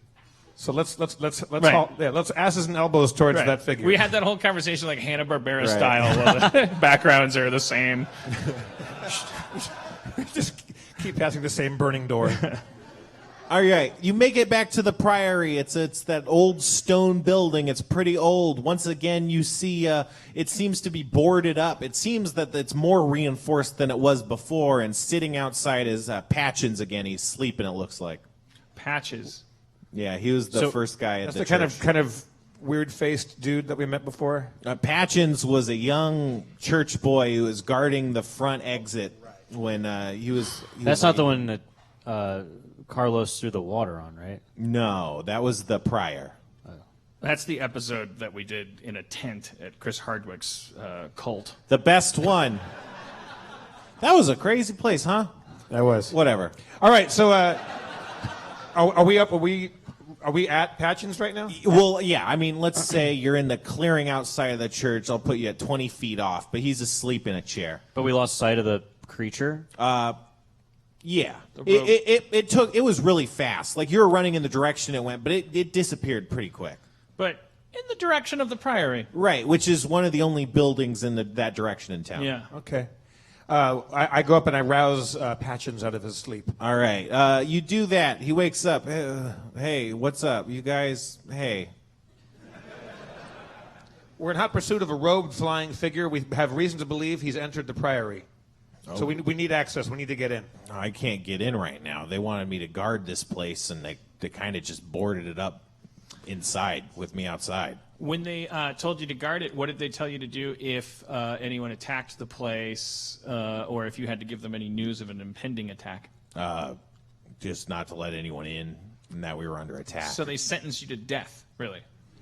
I feel like I should be understanding what you're saying, but I don't. We're saying if an attack happens, can you get in yourself? No. Wait. No! So you've been left out here to die? Well, no, I'm guarding. I mean, in a way, guard duty's always being left out to die somewhere. No, that's not true at all. Guard duty usually, by default, would be someone, that person would have egress, ingress. You could be guarding from the inside. Right. No, I'm not super thrilled about this. I'm on your side. I mean, I'm locked out of the church. What is the... What's the prior's name again? That's a great name. Berthold Abernathy? Was it that it?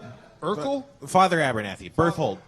Father Urkel Abernathy. No, Berthold. Or Berthold. Can I tell you something, Patches? Yeah. Your management, which is a lower rung of a church we represent, someone in there spooky. Yeah, probably. Something ain't right. And we the good guys, I don't mean to get urban on you. All right. But I'm saying to you, like, if you were our ally and told us how to get in there to investigate, because we just followed a cattle mutilating floating man right to this spot. He's wearing a robe. I didn't see hood. that. Of course you didn't see it. You were sleeping. Oh, right. Good point. Well, yeah, no, let's cut. The door's fucked up. I mean, we can break it down. I'll break it down. No, there's got to be a quieter way in, Patches. Wait, can we go back? Can we go back? You seem pretty proud of your guard duty status. You were asleep when we got here. So get off your. I'm not good at my job. I'm just trying to help. Okay. Well, you want to really do something good? Want to make up for that? Work with the A team over here. We'll never judge you. What are you doing? I thought I was already on your guys' side. Yeah, I mean, yeah. What do you know want? what I like about you, Patches, is you're kind of stealthy. You were stealthy about your guarding, and you're also, all the quiet ways to get into the... Yeah, that rogue figure probably thought you were just another corpse out in this wasteland. That was smart of you. Like, where are the sewers? Where's the underage girl chutes? Huh. Things you'd expect in an organized religion building. Well, we don't have those. We could, Impressive. Can you call out to Father Abernathy? Yeah, sure. No, wait, what? we want in, don't we? Well, yeah, but we could. I mean, You should light the door on fire. That's your move. It's your signature move. Father Abernathy. Father Abernathy. I say you should light it on fire. Let's give him a minute. It's a big priory. Nothing happens. You wait, let's say 3 minutes or less if you choose to. I just think you guys. I think that the odds of it being someone inside the priory, and the odds, therefore, of it being a church official are high, making this a sensitive mission. A stealth operation. Less of a hack and slash, more of a infiltrate and celebrate. All right. Makes sense. Should we all kind of split up, or examine the church? Well, Patches here, I think, is holding out on us in ways to get into the priory. I think there's milk chutes. I think there's mail drops. I think there's chimneys. I mean, you need to talk. Yeah, I would agree. Well, yeah, we could go in the inside. There's multiple buildings that kind of form a perimeter around the inner yard, but then the inner yards, it's got smaller doors. They're just kind of people doors. They're not so public. They're probably less reinforced. Who knows? Well, let's do that. Patches, who's the weirdest of your bosses? Like the one who's been behaving recently the most strangely? The father. He's been super suspicious. I mean, the prior. He's also the father. There's a lot of redundant church names. Was he the father prior to being the prior? Yeah. We'll be right back. All right. Well, that goes both ways. I mean, if you were the father of an infiltrated church, you'd be paranoid. But also, if you were a Dracula, You'd be like, does anyone know? Right. All right. Well, Patches, lead us into the those perimeter buildings. All right. He takes you around the right side of the building into there's kind of a narrow passageway. It's let's say it's 3 feet wide, and it's covered in like what do you call it? There's like barrels and all sorts of like storage items, boxes that are holding kind of stuff for horses and yard work. But it's all just piled in kind of precariously, and then over it is a big iron net that's made out of iron chain links. So it all looks kind of noisy. But there is, you could go through it. It'll just be loud, or you got to be real careful or something. So it's like an attached garage with a lot of loud stuff in it. It's like a side yard with a lot of loud stuff in it. Patchins, is there a quieter way to get in here? Or do we have to go be a one-man band as we walk in here? No, the cellar access is on the inside, but we could go in another door, but most of these doors are boarded up. Let's see. I'm pretty stealthy. My spell loadout was I did offensive. Do you remember? I believe okay, so. Good. The third one. Sure, I'm not very stealthy. Yeah, I don't really have any magic that can help us. I mean, I'm a gnome. Is it easy for me because I'm smaller to kind of like shimmy through this noisy box and chain area? You are smaller, yeah. All right. It's not too much easier. Guys, do you want to try some of these boarded doors first? Try to pry these off, or do you want to go? I guess one more question. Patches, are there any functions coming up where these doors are boarded up like these guys are relegated to? They're just going to stay in there and never come out? Are there any town hall meetings coming up where? Well, there was a big ceremony, but I don't know anything about that. Tell us Go ahead. about the ceremony. I don't know anything about that. They just said it needed to be guarded. Oh, yeah. So the ceremony happened in there. I don't know, man. I think this. You don't know if the ceremony happened in the. I don't think it's happened yet. There's a ceremony about to happen? I don't know, man. They don't tell me nothing. This guy. They locked me out of the We should light fucking that door church. on fire. We got to just get in there. Yeah. And the fire isn't loud, right? Fire isn't loud? What are you suggesting? I don't know. If you light that door on fire and they're like in the basement. We can't light. We tried lighting doors on fire. It's mostly It stuff. got us here. I have the feeling. We don't know if here is better than where we were before we started lighting doors on fire. I'm an optimist. Why don't we just stay in this passageway and dress up like cows again and wait? All right. Let's. Because hang on, Who's real quick. stealthy? Who's stealthy? I'm not very stealthy, but real quick, I have the feeling this boxes and chain kind of situation is kind of like a crude alarm system, right? Sure. Like, Well, it's a de facto one. Yeah, de facto. It's like in a video game but I'm metagaming. Right, but that's accurate metagaming. Okay. It's like a tough place to crawl through. You're going to have to impress us like Catherine Zeta-Jones. And, I don't have. You're going to have to do your little booty move through the. I have a lot of dexterity, not a lot of stealth. Do you have acrobatics? No. Oh. All right. Well, dexterity is good. Well, let's. I have some stealth. 4. Ooh. What's your dexterity? Top left. 15. Oh, I gotta teach you how to read that. 15. Hey, Patches. He's more dexterous than me, and he's more stealthy than me. Yeah, no, he should go. Yeah. What do you think I should do? I think you start try to get through and like just see what you see on the opposite side of this debris here. All right, I want to. And then you can truss us a rope. It's from an upstairs window, I bet. Oh, okay. I want to dexterously and stealthily make my way across the room past all the loud metal stuff. You said your dexterity was 15, right? Yeah. The roll of dice. Is it 15 plus anything or just 15? Plus 2. Ooh, 17. The roll of dice will be on my phone. You're not just being aloof. No. So John Favreau needs a DM, and you're like, dude. All right, you successfully. Yeah, no, I left my dice somewhere. Sorry. You successfully sneak through the passageway and make it to the other side. You're in a large kind of inner sanctum, kind of inner yard area. It's a large inner sanctum yard area. What else? Go find out. There's a place where you can throw us a rope that we can climb up. It's a. Spencer, I went across, right? I didn't go up. No, you're just across. Yeah. How far away is he from us right now? 20 feet. Okay, so he's right by us. Yeah, it's like a side yard. Okay, do you want to try it too? Should we? Did it look easy, or did you just? Is there a cellar door nearby? Not that you can see. Do you see any other doors over there, DJ? Look around. Look around. Feel around too. Examine your surroundings. There's always secret stuff. All right. I walk around the perimeter and look for doors. Okay, around the perimeter. You walk around the perimeter. You see a door and a staircase. Yep, that's all you see. In the yard, there's two horses that are tied up, and they look great. Look real nice horses. The nicest horses you've seen in several days.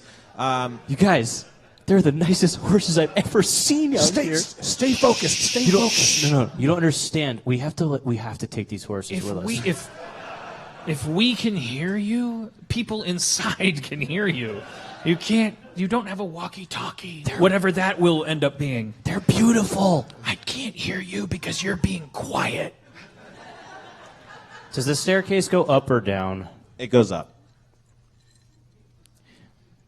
You guys, I'm just gonna go exploring. Shh. Okay. I'm sorry. I'm gonna go up. Yeah, go! But they're so beautiful. Stop talking about it and just go. You have to see. If you get caught in there, Beautiful we deny golden your fur. existence. Spencer, I go up the stairs. All right, you do that. You go up into a room. It looks kind of like the room of a tavern or an inn, kind of. It's like from a video game. It's a narrow hallway, and each side of the hallway is flanked by 3 doors. It seems like it's like a sleeping quarters kind of upstairs room. There's so many doors.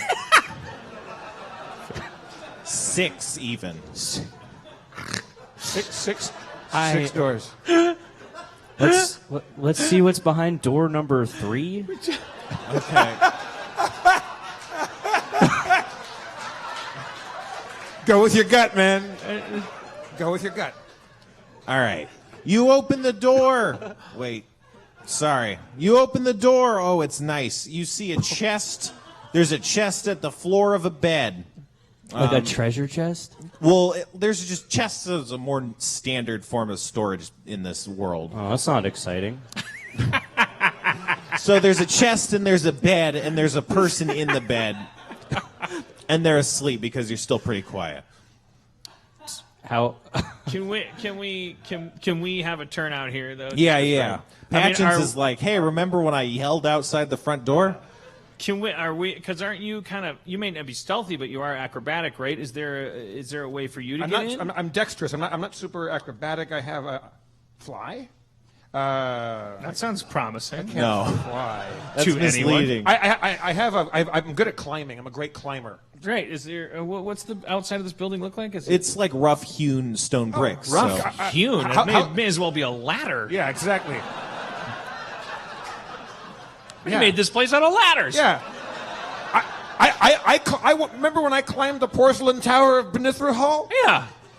Yes, I do. Yeah. That was made of porcelain. Yeah. All right. How high is this wall?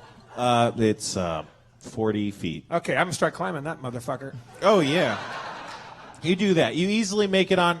Did I say 40 feet? Let's say 25 feet. Because Okay. you make it on to what looks like a kitchen, as you can see in the windows climbing up. And if you get in trouble up there, you guys just start yelling and I'll come blazing in because sadly, relative to this party, I'm what the millennials call a tank. Wait, so I made it up into a kitchen? No, you're on top of a kitchen. How do I know it's a kitchen? Because you saw in the windows. Okay. Is there any way to tie off a rope and let him climb up? Yeah, there's a gargoyle. Okay. I Sweet. Yeah. In those Batman games at gargoyles. Okay, that's fucking. I tie off my rope and toss it down and say, hey, we got a kitchen up here. Thanks. All right, I'm gonna come up with my climb of 0. What's your dexterity? This is going to be great.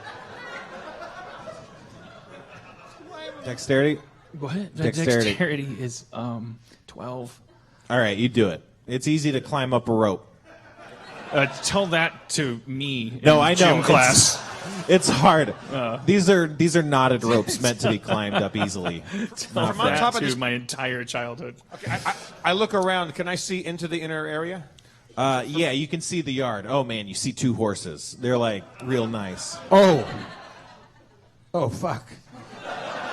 Wait, we saw. No, look, you're not going to believe these horses. I don't understand. He wasn't exaggerating. Look at these things. Wait, how are we looking at the horses? I'm picturing us like we climbed up something. Yeah, you're on top of a kitchen. Oh, because he went up the stairs. Yeah, so the into a building's horse- the building's like a big square with a big square in the middle of it. So you're kind of on the peripheral square, and you're looking into the yard and the inside of it in the middle square. There's there's horses down there. Down there, yeah. Oh, those are beautiful horses. Yeah. Also, across the yard, you can see like it looks like an abbey. I don't know. It looks like a fucking mission building, those long kind of mission. And in the window, you can see Steve opens the door, and he's walking into one of these bedrooms, and you can kind of see him. You don't really see too well. You just see him over there. Okay. He's walked in one of the doors. Let's go. Can we walk around on the rooftops all the way around this to where he is? Or? Yeah, but you'll end up on top of his roof, on top of the roof that he's under. So you'll be on top of him. But is there access through that roof, like to that staircase or anything like that? Could we get to the staircase? You'd have to climb back down on the inside of the yard, kind of. Okay. Right. Well, he saw the horses and walked past the horses. I said we just get in there. Everyone's asleep. Let's be quiet. Or do you want to go rooftop? Wait, I'm sorry. It's like we're kind of like walking the guard wall around a courtyard, right? Right. And within the courtyard, there's an abbey. Yeah. And the abbey is now where Levy... Well, no, actually, the buildings are like the courtyard. The buildings form the guard wall. Like all Right. these buildings Okay. form a perimeter, but the buildings so themselves. why don't we just go to the roof of the building that we saw diarrhea Okay. in? All right. And Right. then we can... It seems to me like at least all the video games I play, that's the... may as well do that. Okay. I regather my rope. Okay, you get it. Okay. You think it's quieter to walk on people's roofs while they're sleeping, or just to tiptoe across the courtyard? No, I do not. No, when you put Okay. it to me that way, I do not think that. All right. I keep my rope tied to the gargoyle and leave it there in case we need to get out that way. I'm going to leave that rope there. Oh, You think? are you? Well, we're going to climb down into the courtyard now. Okay, we'll go down in the courtyard. Yeah. Past the horses into the abbey. Yeah, but my rope's going to have to stay there because there's no one to get the rope off. Right. Right? Yeah. Okay. Yeah. It's a good rope to have. Okay. Yeah. All right. There. Okay. So we climb down. Okay. Wait, you climb down the rope? Yes. Yes, got it. Okay. You're in the courtyard. Horses, like storage equipment, staircase, one door. Okay. We go up that staircase. Steve's hall. You see the door. It's still open. You see Steve. He's looking at you. Hey, hi, hey, did you see those horses? We need the horses. We don't need horses. Yeah, this is the problem with your generation. It's conspicuous consumption. You don't need those horses. You only just saw them. They're so beautiful. It could hold all of my armor and swords. I have a perfect horse for you. It's called Two Legs and Self-Reliance. Okay, look, I'll make you a deal. Okay. If the shit hits the medieval equivalent of a fan, Yeah, just a different fan. a frond, we It's the frond. of course when we leave, we'll take the horses. It's a perfect escape vehicle. Great. Yeah. But we're not. Right now, we need to focus. Okay. I go over and can I see the face of the sleeping person in this room? What? Sure, yeah. I don't have look stealth, right? I try to go get a look at this person, see if there's anyone we've met before, like possibly the prior. It's a person you saw at the church, but it's not someone you're introduced to. It's no one very important. We saw at the church. Oh yeah, it was the first Yeah, time we you were there. first went to the church and met a couple people, I think. I just want to examine his feet, see if there's or is he Oh, undercover? boy. Is he Yeah, he's in the undercover? bed, so you'd have to manipulate the Okay, bed. well, let's not worry about that. Should we open the... I want to talk to you guys. Like, I want to share my thoughts about this. What we're doing here. Okay. Let's go in the hallway. Yeah. Hey guys, what's up? It's me, Patchins. What? Shut. Shh. Patches. Don't ever. Oh, shh. Okay. Out. I'm gonna have a fucking heart attack. Sidebar in the courtyard. Okay. Emergency courtyard meeting. Fucking shit my tunic. Okay. Fucking Patches. All right. Do we go somewhere where we're out of earshot? We feel a little. Okay. Still lowering my voice. I just want to say this is. Let's all share our thoughts. Okay. We haven't communicated since we started infiltrating an abbey. We should open all the chests. This is my Just, like that. You can say that. You have a right to say that when I like. That's not a thought that I'm rejecting. We're brainstorming. But I want to say what I have to say. I'm still a student. We followed a robed figure. We think that they're here. If they're here, I'm going to throw out some thoughts. Vampire. Done. Ghoul master. Ghost. Mega ghost. Here's my point. Someone here goes out at night, mutilates cattle, comes back here at dawn break. They're going to sleep in a... not just hang out in a bed. There's gonna be. Why do you think they hate the cattle? They want blood or For the ceremony. They also kill children For the ceremony. The ceremony's coming up. The one that Patches is yeah. talking about. Oh yeah, we need to. There's evil afoot in this place, and that means that there's probably an evil section where the evil is more afoot than in plain sight. We need to be looking for subterranean egress. I hate to overuse that word. Okay, well, Patches. We need to find the- Patches, do you know where the prior sleeps? Where is his room? Oh yeah. Is it one of these 6 doors here? No. It's elsewhere. Is it subterranean? No. Shit. It's in the library. Why do they call you Patches? Huh? My parents? Why? Patchins. Patchins? Yeah. Patchens.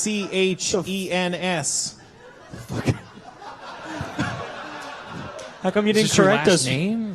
What? Is this your last name? No, it's my first name. Patches, who do those nice horses downstairs belong to? What? There's a really nice horses down in the courtyard? No church peoples has Hortches. I just want to leave. That would be so funny. No, don't go, Patchins. No. Don't go. What's your last name? Stubens. Stubens? No, Stubens. Stupins? Yeah, Stupens. Patchins? Stupens? Yeah.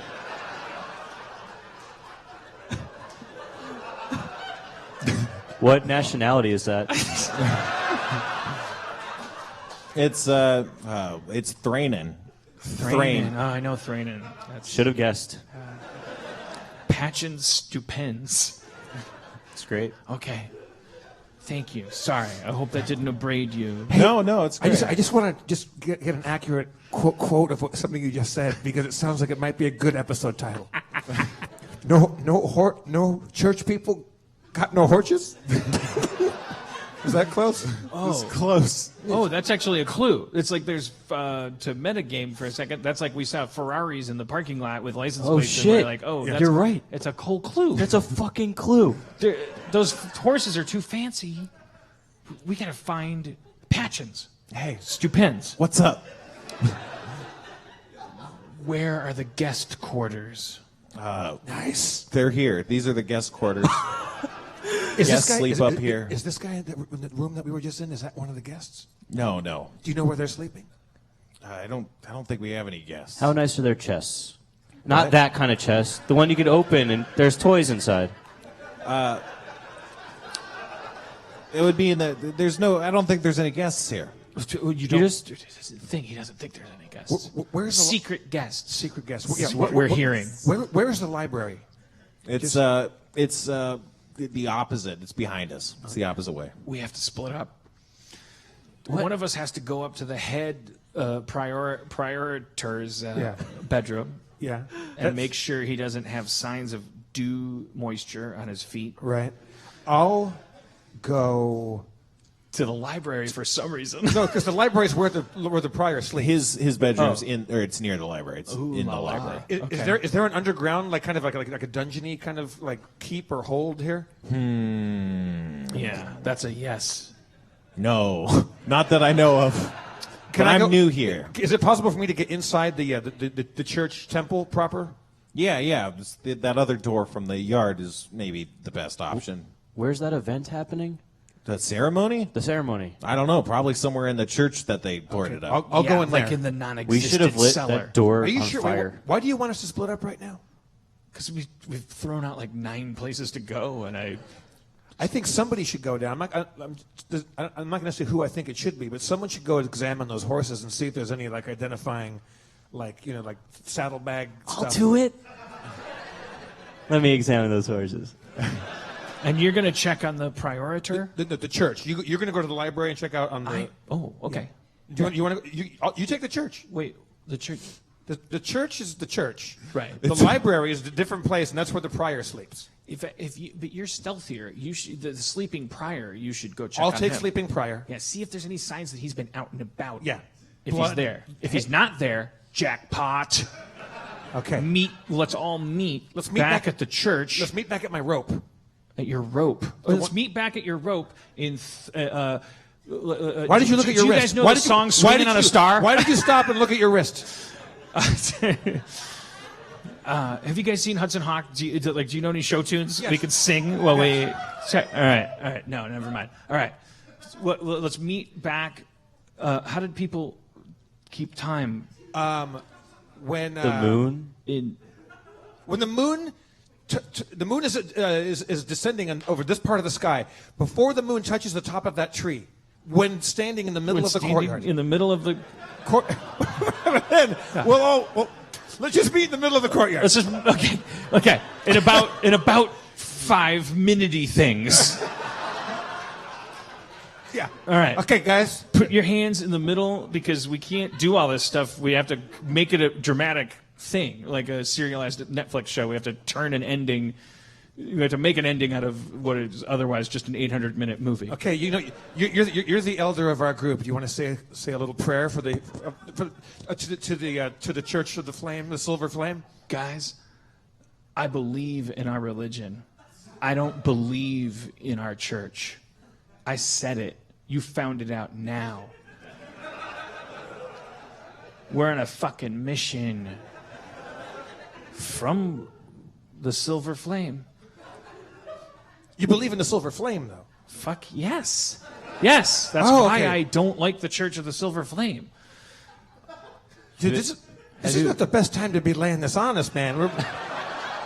You guys both learned from me. I saw promise in you. I actually fudged some of the memos. They sent me here on a suicide mission, and I said, I want my 2 boys with me. Wait. With my So you right wanted hand. us to- Jackpot. See you in 5. What? Cliffhanger!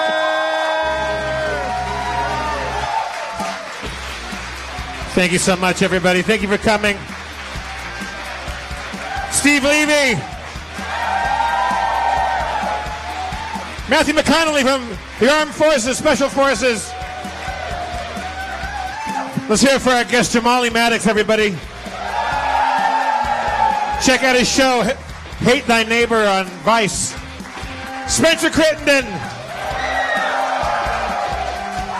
Thanks to everyone here at Starburns. Thank you to Church, Kevin Day, Sarah Hill, Zach McKeever, Chris Boriff, everybody here doing all the things. I'm forgetting lots of people. Thank you all for coming out again. I'm Jeff Davis, your comptroller. Your mayor is Dan Harmon. Hang out. See ya. Oh, there was the guy from West Virginia that tweeted he came for a rap. So, hip hop West Virginia rap. Hip hop West Virginia rap. Rap, rap, rappity rap. Gonna rap you like this Virginia rap. Zach, put a beat on. I'm going to leave the stage.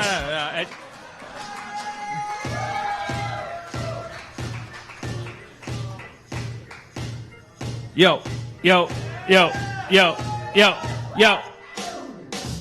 The Virginias are divided. They're on different sides. West Virginia feels like this.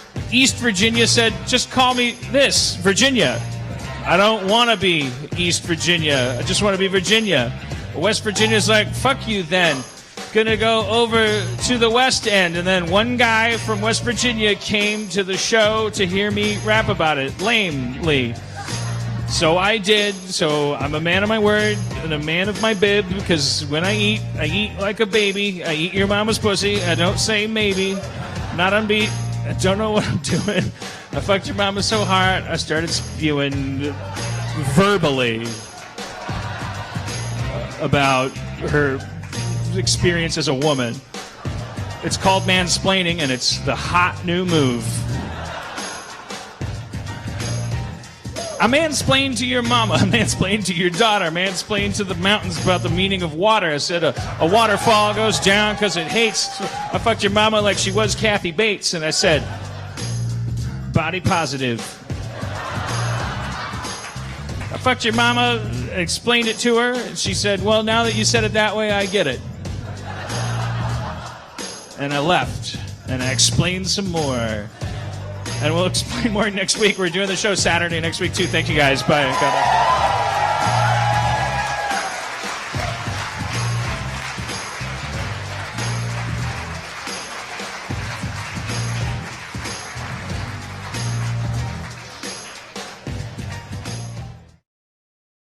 Did you get any of that? It's a good show.